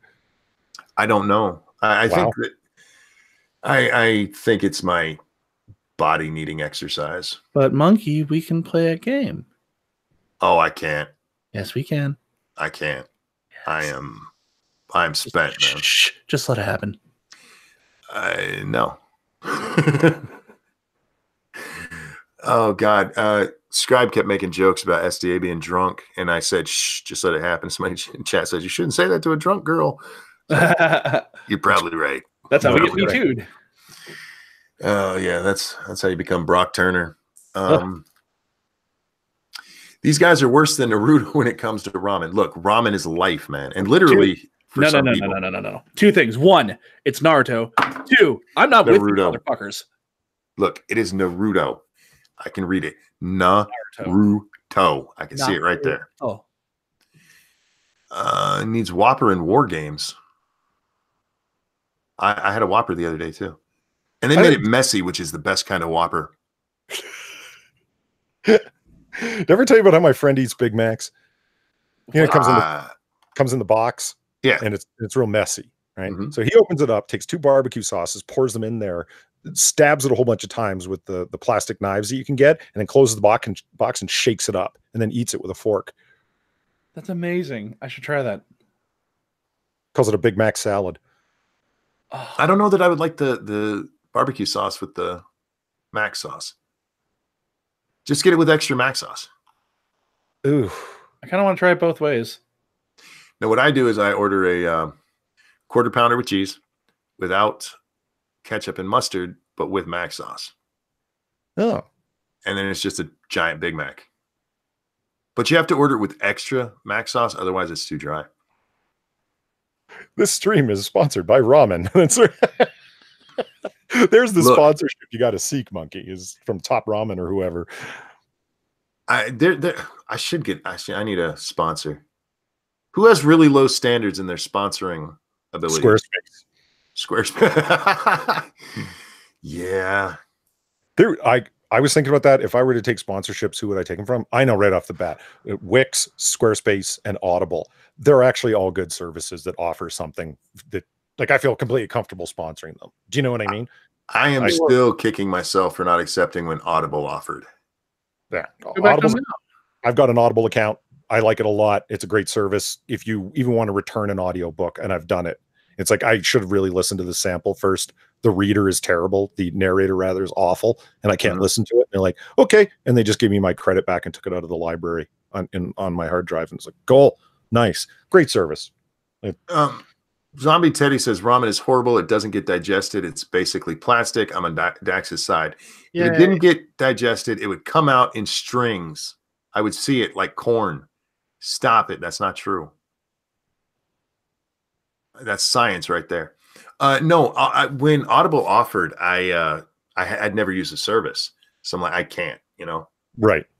I just don't want to go out like Philly D, like recommending BetterHelp. And look, I will shill for BetterHelp right now if they give me $10,000. God, the amount of money that they were pulling per recommend, huh? It was, good God. It was like $120+ per recommend. I'd be like, look, guys, it might not be the best service, but they gave me some money, so you should go check them out if you want to. And you can't get a real psychiatrist. And you're not suicidal. Yeah, it blew my mind when that service was exposed for what they really do, is the best way to say it.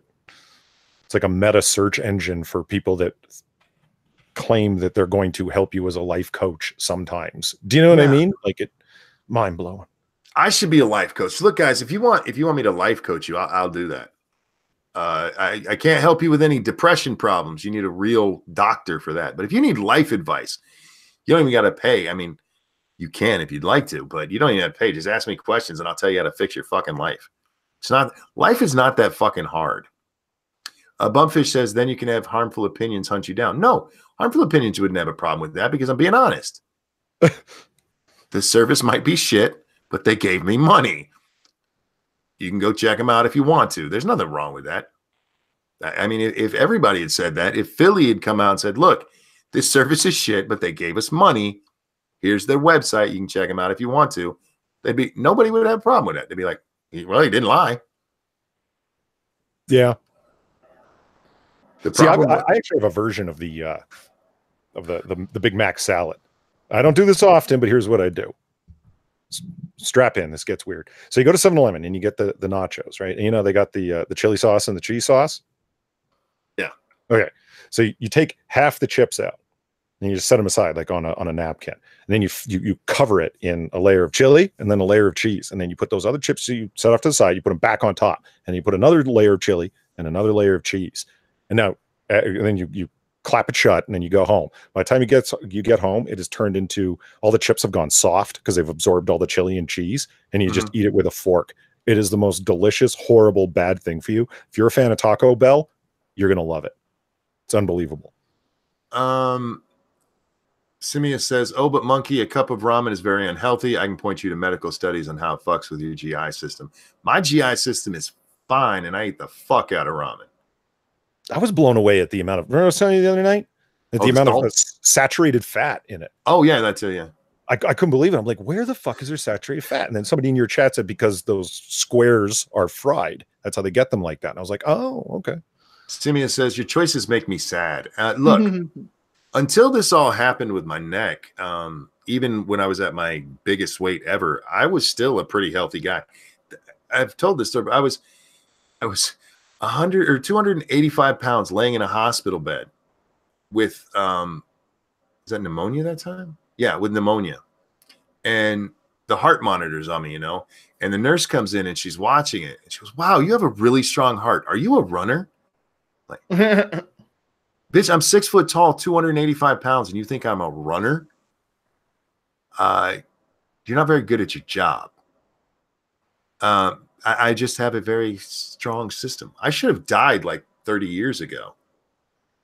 I live on ramen, and that's what makes me so strong.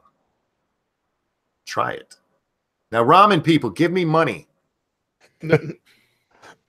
I want Steam to sponsor me. I pimp them out all the time for free. Everybody does, though.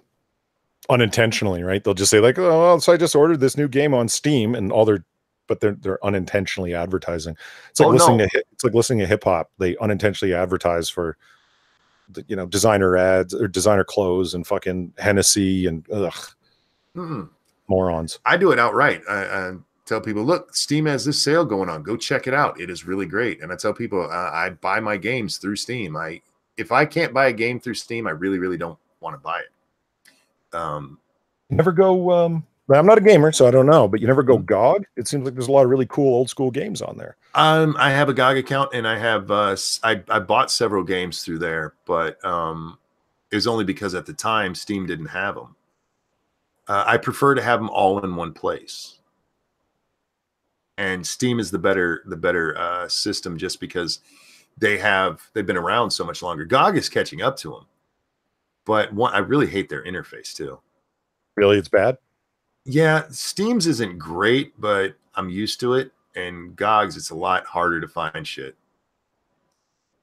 My ramen, I toss the powder, use curry powder. Don't toss that powder. Put it in a box and send it all to me. Curry powder. That would actually be pretty good. I could see that. I'm a fan of yellow curry, like turmeric-based curry. It's good. I box. I'm 250 pounds, but that's getting sorted this year when I go on a strict diet and triple boxing lessons. Dude, I'm telling you, ramen. That's the champion's diet. By the way, the Ranting Monkey is for entertainment purposes only. I'm gonna have to start saying that at the beginning of the show. I will give you life advice, but if you take it, that's on you. That's your fault. Is your channel in the category of comedy? What's that? Yeah, you are. Your channel's category is in comedy. So there you go. That's sort of like a always listed it as comedy. Peter says, "I have GOG, Epic, and Origin because the free games they sometimes give out. Origin gives out great free games. And I have Origin because of The Sims 3 when it first came out and they started Origin. But I'm not a fan of Origin, mainly because they refuse to put Madden games on there. If they put Madden games on there, I would love it, but they don't bring Madden over to the PC anymore. So you have basketball games or The Sims, and occasionally another title will come out. Origin, that's EA, man. EA should be rocking that market, but they're dropping the ball in Origin. I've never passed 115 pounds. Jesus fuck. What are you, like 4 foot tall? God, I don't think I've been under 200 since I was 16. But I'm a big guy, and I have this really long torso. Shit. Which people never believed me about. I don't think they believed me as much as they did when I finally put a picture of myself up, and they're like, "Oh, damn, you have short legs." The one from the wedding? Yeah. That one? Yeah. I'm 6 foot tall with a 29-inch inseam, guys. Do the math on that. My fucking legs are short. They are the same length as my wife's, and she's 5'2". Well, although we can have sex standing up really easily because we match. I don't have to bend or anything. You ever do that? You have to like bend down a little bit, and then at the end, your thighs are just killing you. Thank you, Tyrai. Cup of noodles was invented after the creator visited America and was given a cup of prepared noodles during a grocery store visit. Well, see, that's just smart. And theft. The only thing I prefer ramen cooked. I'll eat cup of noodles, especially now because the way I make cup of noodles, I don't boil the water. I just get the tap as hot as it can get and use that. What? But the only thing I really, really like about it, besides being able to cook it that way, is the corn. The corn is so good. I would eat a cup of just that corn. I did go make egg drop ramen after you guys were talking about it the other night. That got me interested. And yeah, okay, I'm going to give this a shot. It worked out okay, I guess. Wasn't the best. I don't understand putting eggs in it. It didn't work out because like I've had egg drop soup, of course, right? And the egg stayed together a lot more. When I did it, the egg was like, yeah, it kind of stayed together and cooked, but it also kind of cloudified the water. Do you know what I mean? Or the broth. Yeah. Yeah. I got to figure out a way to get it to stay together better. And I poach a mean egg, so I don't know what the hell I was doing wrong. Tyra says that came from the Cup of Noodle Museum in Japan. They have a Cup of Noodle Museum. Oh God, I'm sure they do. Mr. Moo says, "How have you been doing this for 3 hours? Are you kidding? I'm not even. That's not even getting warmed up yet. I think our longest was 7.5. You stick the tip in the glory hole, and a corn cob will be stuck on your tip. What? What glory hole are you using, man? I don't think that's the right one. Lift her up, damn it, says Anthony Vogel. I can't. I'm crippled. I feel like people aren't listening to me. No, I'm listening. I'm wondering when you're going to give Tai Chi a shot. I really think that there's a health in that for you. We'll have to see. Like I said, I got to get back on the bike just to get my. I'm lucky I have a strong heart. 2 years of not doing anything really should have my health like really bad. I don't think you guys realize how much I just sit or lay down. I need to get something to get my heart pumping. What the fuck, monkey? No egg, tap water? Yeah, just tap water. If you're really lazy like I am, you can make cup of noodle with just heat it up, or the hottest your tap can get. You just have to let it sit for like 5 minutes and it'll be done. Plus, you can drink the juice right away because it's not that hot. It's just like a warm cup of soup. I don't know. Doesn't it end up being like, what's it called? Ultra al dente? When you I like that? it al dente. Yeah, well, so do I. But I mean, like no, it's not like crunchy or anything. It's like perfect, actually. But like I said, you have to let it sit longer because if you use boiling water, it only takes like a minute, and it takes like 5 with hot tap water. Look, I'm crippled. I can't walk up the stairs. I do what I can, but actually, I learned that in high school when I was just too lazy to cook for myself. Needs more juice in Wakanda.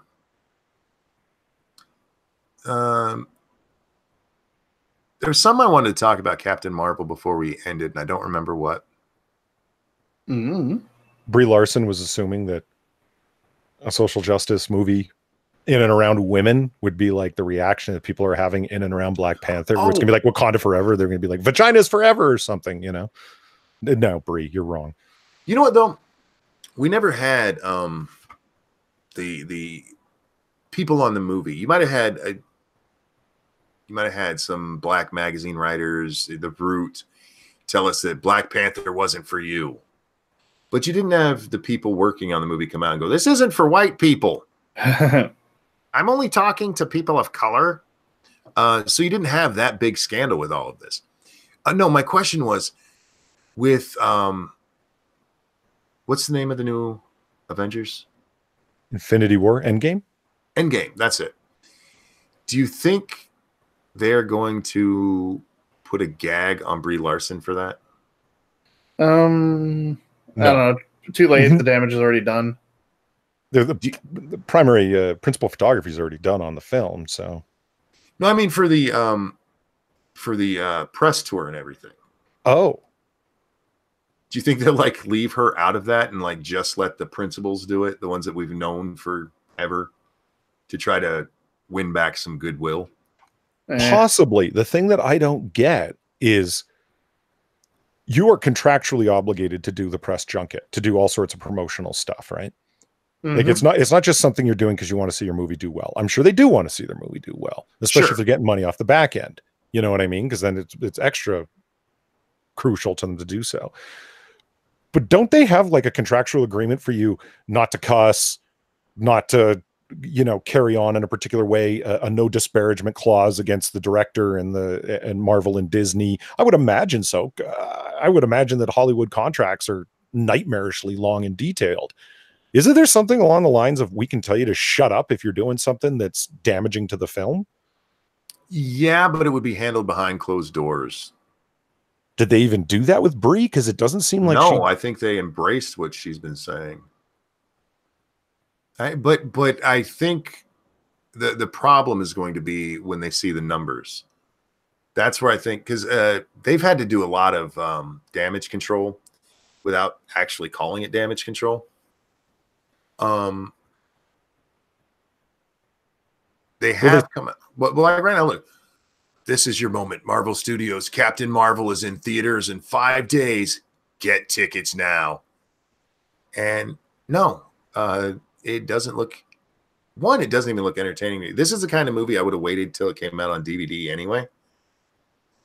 But with her attitude, and fuck her, they've had to do some cleanup. We've read some of the articles where they're like, she wasn't really saying this isn't for men. Yeah, I know. She wasn't disparaging white men. Yeah, we went over them on comic book curation. You can like, it not only did she personally do an interview, all of the media assets that Marvel and Disney have repeated it. Like they didn't do the interview, but like as reported in the Hollywood Reporter, Brie Larson did an interview where she said, and they'll take like the one sentence where she didn't make herself sound like a complete moron. Mm-hmm. And it just, all she wanted was inclusivity, and that line over and over again that I've read, I don't want to count how many places.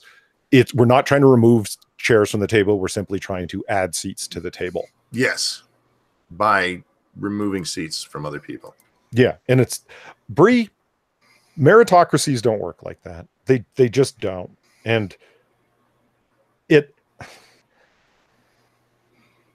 I don't get thinking like that, where things are a zero-sum game, that if you see a bunch of people that are from a given demographic that are occupying a given field or profession or whatever, that it means that somebody else has been screwed over, that they're not there, that there aren't other people there. Do you see what I mean? Say it again. I don't understand that thinking, and I don't understand why people run so far with that thinking, that things are a zero-sum game. If you see a given demographic dominating a field, or the majority of people in a field, it means that they got that position by screwing other people out of their justified position in it. Because if that were the case, it would mean that there's a lot of white basketball players that have been unjustly and unfairly screwed out of their position in the NBA.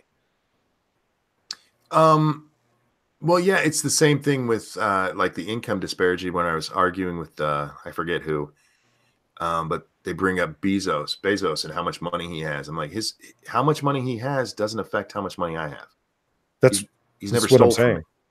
It's Yeah, you're right. People do think it's a zero-sum game. But with that thinking, I mean that almost goes with Bree's. But the problem with what Bree said is that she specifically, when she says, I brought more chairs to the table. No, you didn't. You actually removed one because you insisted that the person they would have assigned to you didn't get that interview. She didn't do 2 interviews with that company, exactly. that magazine. She didn't double up the amount of Right. spots she was doing on her press junket. And isn't that the whole point? Like, you deliberately picked people that weren't someone that you were ideologically angry at. Yeah. And I think that's going to hurt. I think that's going to hurt this movie a lot more than Marvel's thinking, a lot more than what we see it even in what Marvel's thinking, if they've halved or even 1/3 what they originally thought this movie would do. I think 180 or even 160, whatever the fuck it was originally, that is really high for Captain Marvel. It is. I mean, Dexter says the NBA is always used in the meritocracy argument because it works well. And it's like, were you applying this principle broadly? You're arguing that, well, one would argue that if you see a given group dominating, it means because they fucked other people out of their spot. And it's like, but is that always the case? Because I think that's an argument of convenience that people are using. Well, it goes back to a time that we don't live in anymore. Every time this shit comes up, like, the left loves to ask, do you guys just want to go back to the 50s? And they're acting like we still live there. Because yes, there was a time when a white man would be hired over a black man because he was white. And yeah, that is screwing that black man out of that job because he may have even been more qualified for it. And does that still happen? Maybe. I can't say it never does. But we've gotten far better at it being a meritocracy. And the idea that you need all of this diversity we hear about, it only applies if they think there's too many white people or too many men. That's it. I just think in a lot of situations it's not applicable, and I think this is one of them. It's like, I noticed mostly white men interviewing me when I did my previous. This was Brie Larson saying this when I was doing A Wrinkle in Time, and I was promoting it. I noticed it was mostly white guys that were interviewing me, and so I went to this UCLA, not instructor, but just person who was at UCLA to put together a study to demonstrate that it was right. And lo and behold, it turned out to be right. It's like, really, the person who runs a diversity and inclusion movement at UCLA, study center at UCLA, came up with the numbers to justify what you already thought. And her statement was what? This film wasn't made for you. I don't want to hear another white guy complaining A Wrinkle in Time wasn't made for them, because it wasn't. And it's like, so let me see if I get this straight. You're saying that you made Miss Marvel or you made Captain Marvel not for white guys? Is that? Do you see what I'm saying? Like, she seems like all over the place because I wasn't saying that I didn't want white guys to like it. That's pretty much exactly what you said. It is exactly what she said. Real quick, Denny says, "Hey Monkey, how do I find the rest of your videos when they're unlisted on your channel?" All of the streams that are unlisted, because I do unlist them, they are in a playlist on the channel. Playlist is up at the top. You can click on that. There's a playlist called All the Monkey, where you can see everything I've ever done. There's one called All the Live Streams, where you can see all of the live streams I've ever done. And I've started one for Monkey in the Morning, where you can just see the Monkey in the Morning ones. I'm going to do a Lords of the Night one so I can separate them out. But yeah, you just have to do that. Yeah, Dexter, I realized you weren't complaining. I was like more or less riffing off what you were saying, that sometimes that kind of argument makes sense. That if there's overwhelming, if a given demographic overwhelmingly populates a given area, yeah, there's questions to be asked. But when it comes to the people that are interviewing you on a press junket, I just think that those application of those arguments doesn't even make sense. Like, it's Brie bringing stuff into something that's got nothing to do with nothing. Like, well, her statement, because that's what she actually said. I had them do this study to prove it, not to find out if it's true, but to prove it. And those are two different statements. She got the results she wanted, and then she's trying to use that to back up her bullshit. Look, if she only wants to be interviewed by crippled people, that's fine. Do your thing, Brie. But shut the fuck up about it. That's the part I don't get. And that's the part I think where I said, I wonder if Marvel's going to gag her for the next Avengers. Because I can't believe they'd want, when they see what happens, we got 5 days until this movie comes out. And I think they're going to be shocked by how bad the numbers are. I don't know. I don't think it's going to be so bad that they're not going to be able to convince people that they're still right. I mean, look at Kathleen Kennedy. She kept her job after Soilo. I mean, good God. Well, they're tied to Brie now, so they'll keep her on. I don't think we'll see a Captain Marvel 2. Right. But I think when it comes to Infinity War, we're going to see the Chris's. We're going to see Robert Downey Jr. out there. They'll probably throw Ruffalo out there, and he'll say something stupid. But I think we're going to see the principals, and they're going to leave her. Even though they're hyping her up as a main part of this movie, I will be shocked if we see a whole bunch of her in the trailer, because I think they're going to want to downplay her. Yeah, don't get me wrong. I don't think they're going to fire her. No, because you're right. They're tied to her. Do you think perhaps her attempting to walk it back slightly was Disney/Marvel getting a hold of her saying, "What are you doing?" Oh, yeah. You think so? Undoubtedly. Ramen says, and yes, there will probably be a second Captain Marvel. I don't see it. The only way there'll be a second Captain Marvel is if this movie does a lot better than I think it's going to do. Captain Marvel's not Iron Man. Captain Marvel's not Spider-Man. It is a Captain Marvel's not even Black Widow. Jesus. Yeah, I mean, it's a C-level comic book character. And there were so many others they could have chose, but they did want their female, and that's fine. But why pay her $5 million? That's the part I can't get my head around. Why pay her that much? Oh, because she had an Academy Award. So did Robert Downey Jr. He got $500,000. Because they know that this had the potential to be a Guardians of the Galaxy. Every Marvel comic movie they come out with has the potential to be Guardians of the Galaxy. I mean, look at Ant-Man. Ant-Man is still not a well-known character, but his first movie, what did we say the opening was? Like 57, and then his second opening was 75 or 57 million. Second opening was 75 million. I thought it was like 47 million. What, his openings? Yeah, I thought that's what you said, unless I'm just being stupid. No, it was 57. All right, well, there you go. Yeah, so these are, they can build an audience for these movies, but the people have to go see them and like it. Even this is the part, because everybody talks about how like Brie doesn't smile. She also doesn't have an intense face, like when she's fighting and stuff. I've said that so much. I mean, it's like, well, look at these other superhero posters. They're not smiling on them. No, they have a look of grim determination. Are you trying to say you look grim and determined? You don't. You look wooden and blank and thinking about your designer purse. Yeah. She looks like she sat down to pee. Yeah. There's a reason people use the word wooden more than and they turn it into a sexist thing. You're being sexist by telling her to smile. I'm like, okay, well, first of all, Steve Rogers did smile a lot in all 3 of the movies he's been in, as well as the Avengers films. Yeah, he smiles. And he's also got charm for fucking days. Chris Evans has a fuck ton of charisma. Do you? He does that that little grin. I want to punch him because he's too cute. I'm like, you motherfucker, nobody should be that cute. Yeah.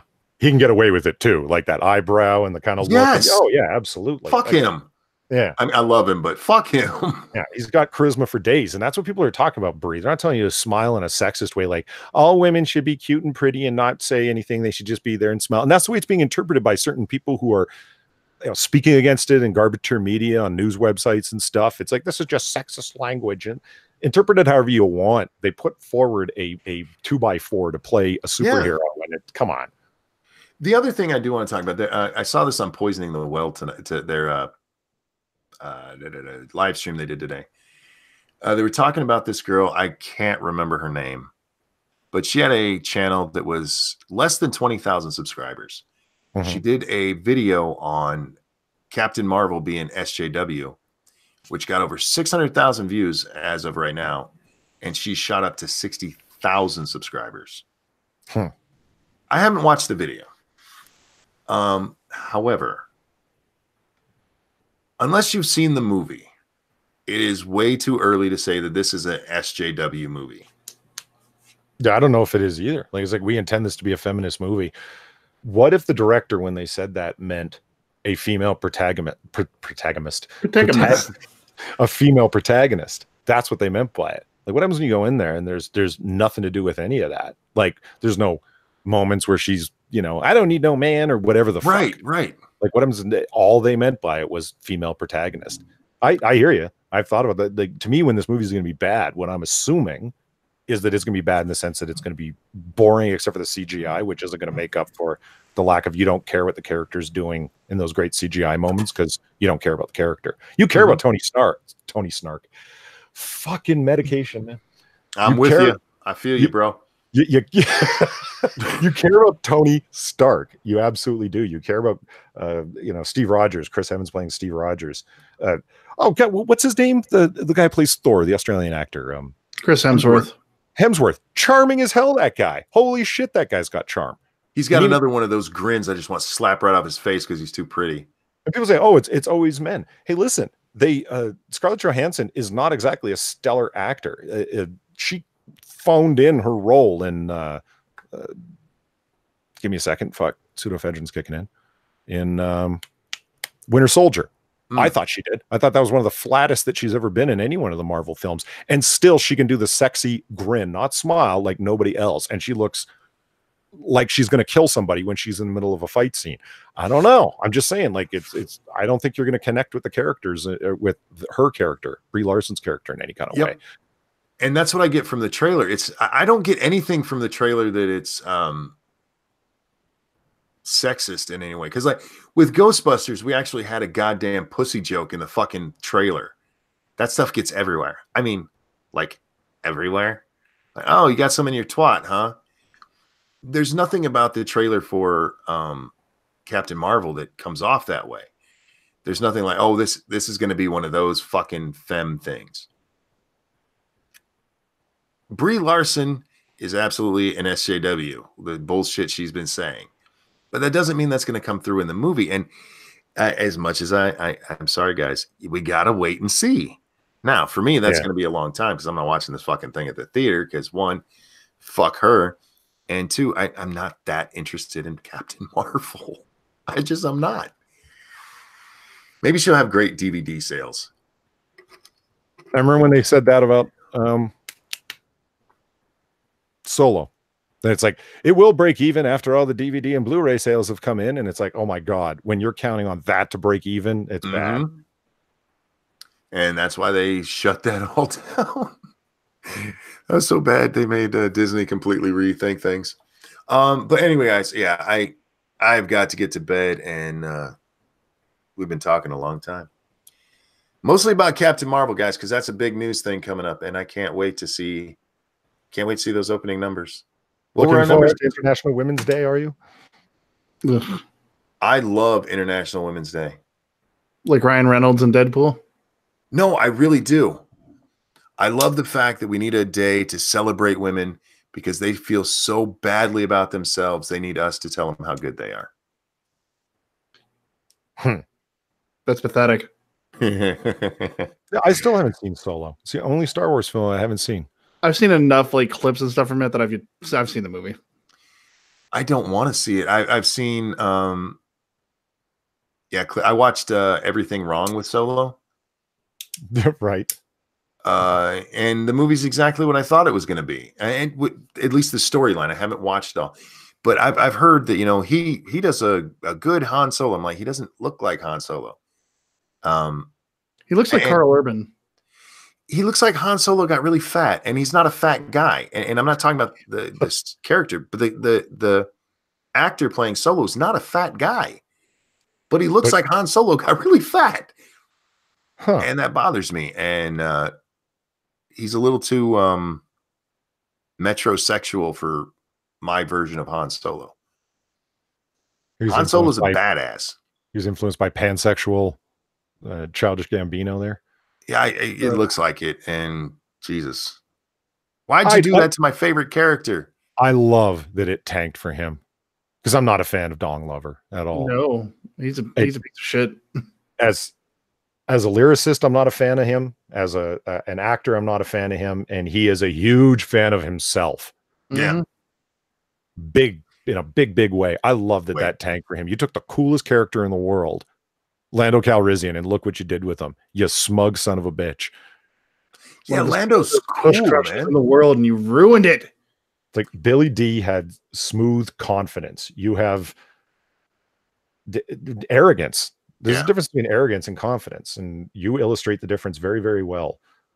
Yeah, look, Han Solo's my favorite character, but the coolest motherfucker in the galaxy is Lando. I mean, he just, and you're right, just exudes it, man. It just comes off. I'm fucking cool. And everybody's like, he's fucking cool. Yep. And yeah, they just ruined that in the character for me. I will not watch that movie.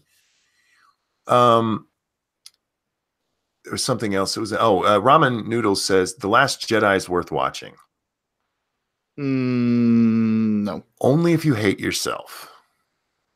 That was a bad movie. I watched.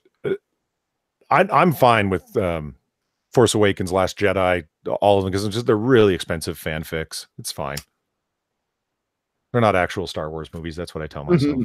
You're right. They're not Star Wars. The Force Awakens, not the Force Awakens. Yeah, the Force Awakens. The first one. Yeah. Before Last Jedi. Force Awakens. Yeah. Okay, that's what I'm thinking of. It wasn't horrible, but you'd be better off watching the original trilogy, and you get the same. All of the same good parts are in the original trilogy. And it was a fan film. It was a nod to them because they realized the prequels were crap. And then they turned around. Been saved in the editing room, but they didn't. They were just garbage. I mean, I knew the prequels were going to be horrible. And by the way, I bought my ticket for The Phantom Menace. I was the first person in line to get in the door because I fucking love Star Wars. And we're sitting there watching it. And we brought the kids. We actually let them skip school that day. And we're watching it. And then Qui-Gon Jinn checks Anakin's thetan levels.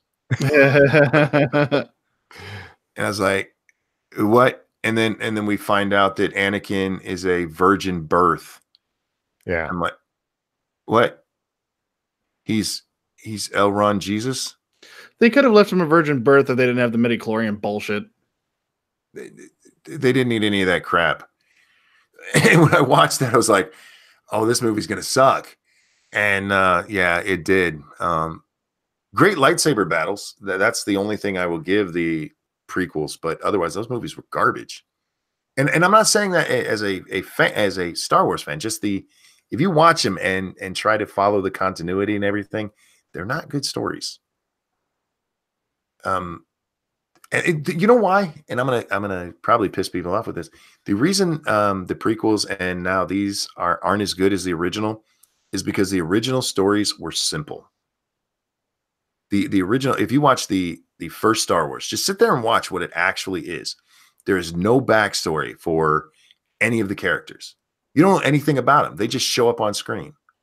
You get a little bit of hint that Obi-Wan had fought in some war and that he's the only one who has a backstory. Yeah. The rest of it is just, this is what's happening right now.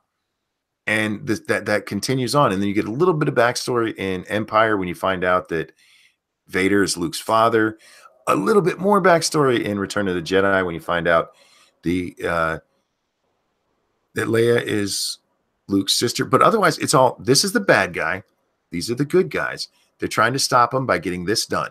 That was it in all of them. And then you get into the Phantom Menace, and suddenly we have this big political situation going on. You're like, what the fuck is even happening here? So yeah, keep it simple, stupid. Beth says, haven't seen Solo or Last Jedi yet. Do yourself a favor and keep it that way. The first three, you mean? Definitely not Lucas's next three. I'm not sure what question you're asking. When I say the first three, I mean the first three that were made, not 1, 2, and 3. I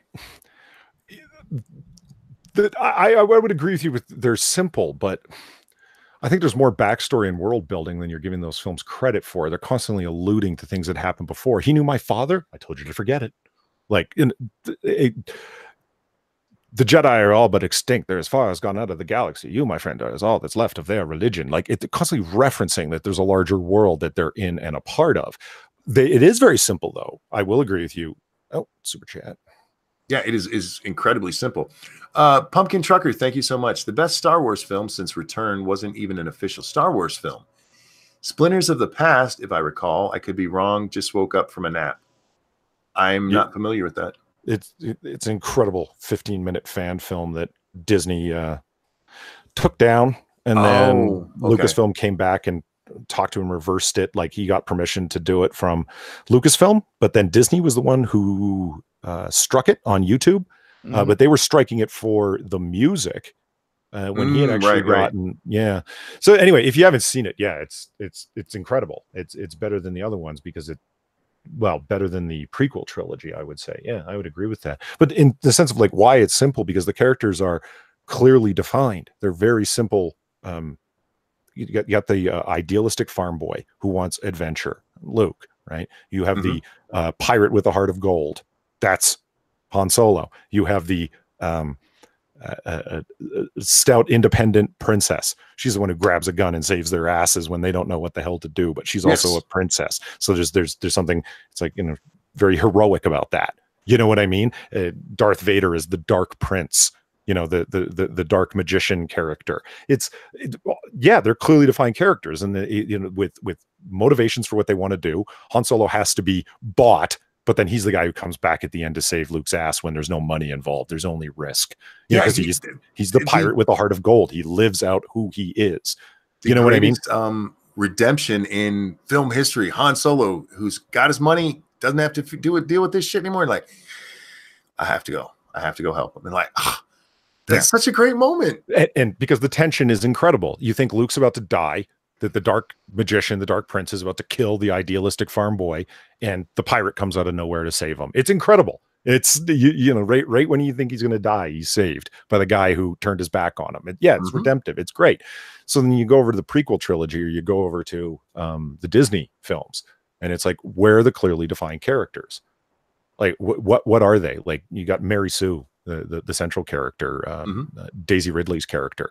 What is she? She's excellent at everything. Okay, but who is she? Well, she's an idealistic farm girl. Like, if you know what I mean. Like, it's like, I want to get off this planet of Jakku. Why? Well, they don't say. She's kind of curious about her parents, sort of, but no one really knows. There is no character definition. Han Solo's the only guy with character definition, and because he was already defined. It's like, I realized that the only thing I was good at was smuggling, so I got out of the rebellion game. Okay.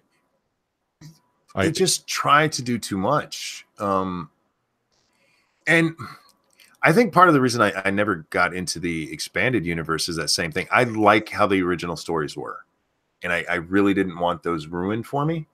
Because I've been told there's some great stuff in the expanded universe. And I know. But for me, I can't. And especially after seeing what they've done to the movies since, I'm like, with the prequels and now the sequels, I'm like, I just want to have my memories of the good ones. I really do. Because, and we've talked about this on our show a lot when we're talking about like comic book movies, why they always have to have a fucking origin story.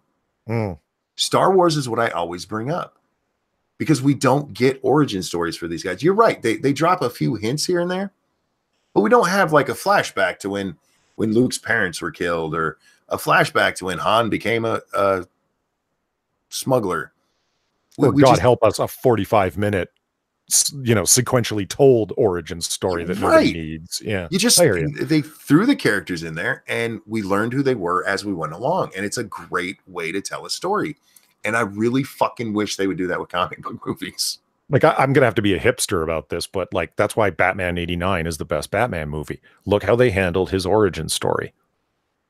They fake you out at the beginning to make you think that this is Bruce Wayne's story. It's not. It's just a robbery that's going on. Right. And why is it that they even bothered to tell the origin story? Because Vicky Vale's trying to find out who this mysterious guy is. Yeah, she's the one who finds out about his past, and they don't dwell on it at all. Yeah, and then ever since then, it's like, look, his parents are dying again, and there he is, brooding about it. Oh, but anyway, guys, yeah, I am gonna wrap this up. I think I just heard Lady Monkey get up too. How fucking long have we gone? What did we start at 3 hours and some change. Jesus Christ. Before I thank them, thank you guys for hanging in with me for that long. That's awesome. Yeah, Yay. you know. Well, I showed up an hour after you started, so I'm going to be missing for a couple days, so I get all my loving now. There we go. There's our Dax love. Is it going to be 2 days? 2 days. Then I do regular closes, so it'll be that where I get home, hopefully with enough time to get on as we start. Cool. Okay. I'm going to still try to start at 2, guys. But if I'm a little bit late and it's going to be close to when he'll get home, we'll just move those back a little bit. But for the next 2 days, I'm going to try to be at 2, and I have to find somebody to sit in with me. I can talk just myself, but it's always more fun when I have somebody go, right?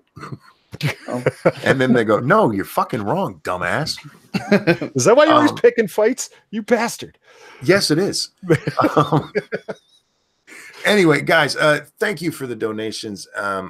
Seriously, this is my job, and you guys take care of me, and I love you for it. But I also love you for just coming out and hanging out with us and hitting that like button and sharing this and spreading the word of the wonderment of Monkey in the Morning. Dax, anything you'd like to shill? I think there's a comic book show that happens every Wednesday, but I'm not sure which assholes are on it. I heard some dicks run it. No, I know the show you mean. There's only been one dick on it, but you won't be back again. Polly, yes, leading into Polly. Is there any dickish stuff you'd like to share? On a completely unrelated subject, there's a show I do over on my channel called Comic Book Curation. It's a great time. We bounce, we laugh. It becomes a part of us. Jack, Inquisitor, and myself talk about comic books and movies and all the good God bullshit that's going on in the industry right now. And no, Marvel's not going to collapse. Tune in on Wednesday and we'll explain why. Guys, if you're not subscribed to both of these gentlemen, do yourself a favor and do so. Dax does content sometimes, and Polly's content is weekly. And you're going to be expanding. Remember expanding the reviews that I said I'm doing? Exactly. That's what I said. Yeah. And you're going to be expanding to do more stuff. So, yeah, if you haven't caught their stream, check it out. They're funny as fuck. They are. I like it. I was on there one time and I had a great time. Yeah, so and make sure you subscribe. And Chaos Eve has been on 3 times, and yeah, we try and Cynical Lindsay's been on, and Jim Healis has been on, and we even got that Umbrella guy who's like my hero when it comes to comic book streaming. So that was incredible to have him on. So yeah, good times. That's awesome. Yeah, and Reason has put Dax's Streamlab in there. Throw some love at Dax. He does a lot for me over here. Believe it or not, even as quiet as he is sometimes. No, he's awesome. And Dax, we're gonna miss you for the next 2 days. Well, I'll hate to be gone, but they'll pay me to sit on my ass for 2 days, so I guess I can't complain too much. There you go. Guys, Lords of the Night tonight will be on at 9 p.m. Eastern time, but I'm not sure which channel. It will either be on my channel or Scribe's. Satsu is not going to be there because of internet issues that hopefully will be taken care of by tomorrow. So keep an eye on Twitter or just watch the YouTube to figure out where we're going to be. That will be 9 p.m. Eastern tonight. We will not have a game stream also because of Satsu's internet being out. Sinatra offered to host the game stream.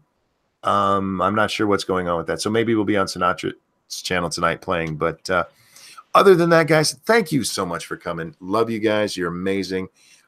Dax, Polly, love you too. Thank you guys for hanging out with me. And everybody, have a wonderful day. We'll see you next time.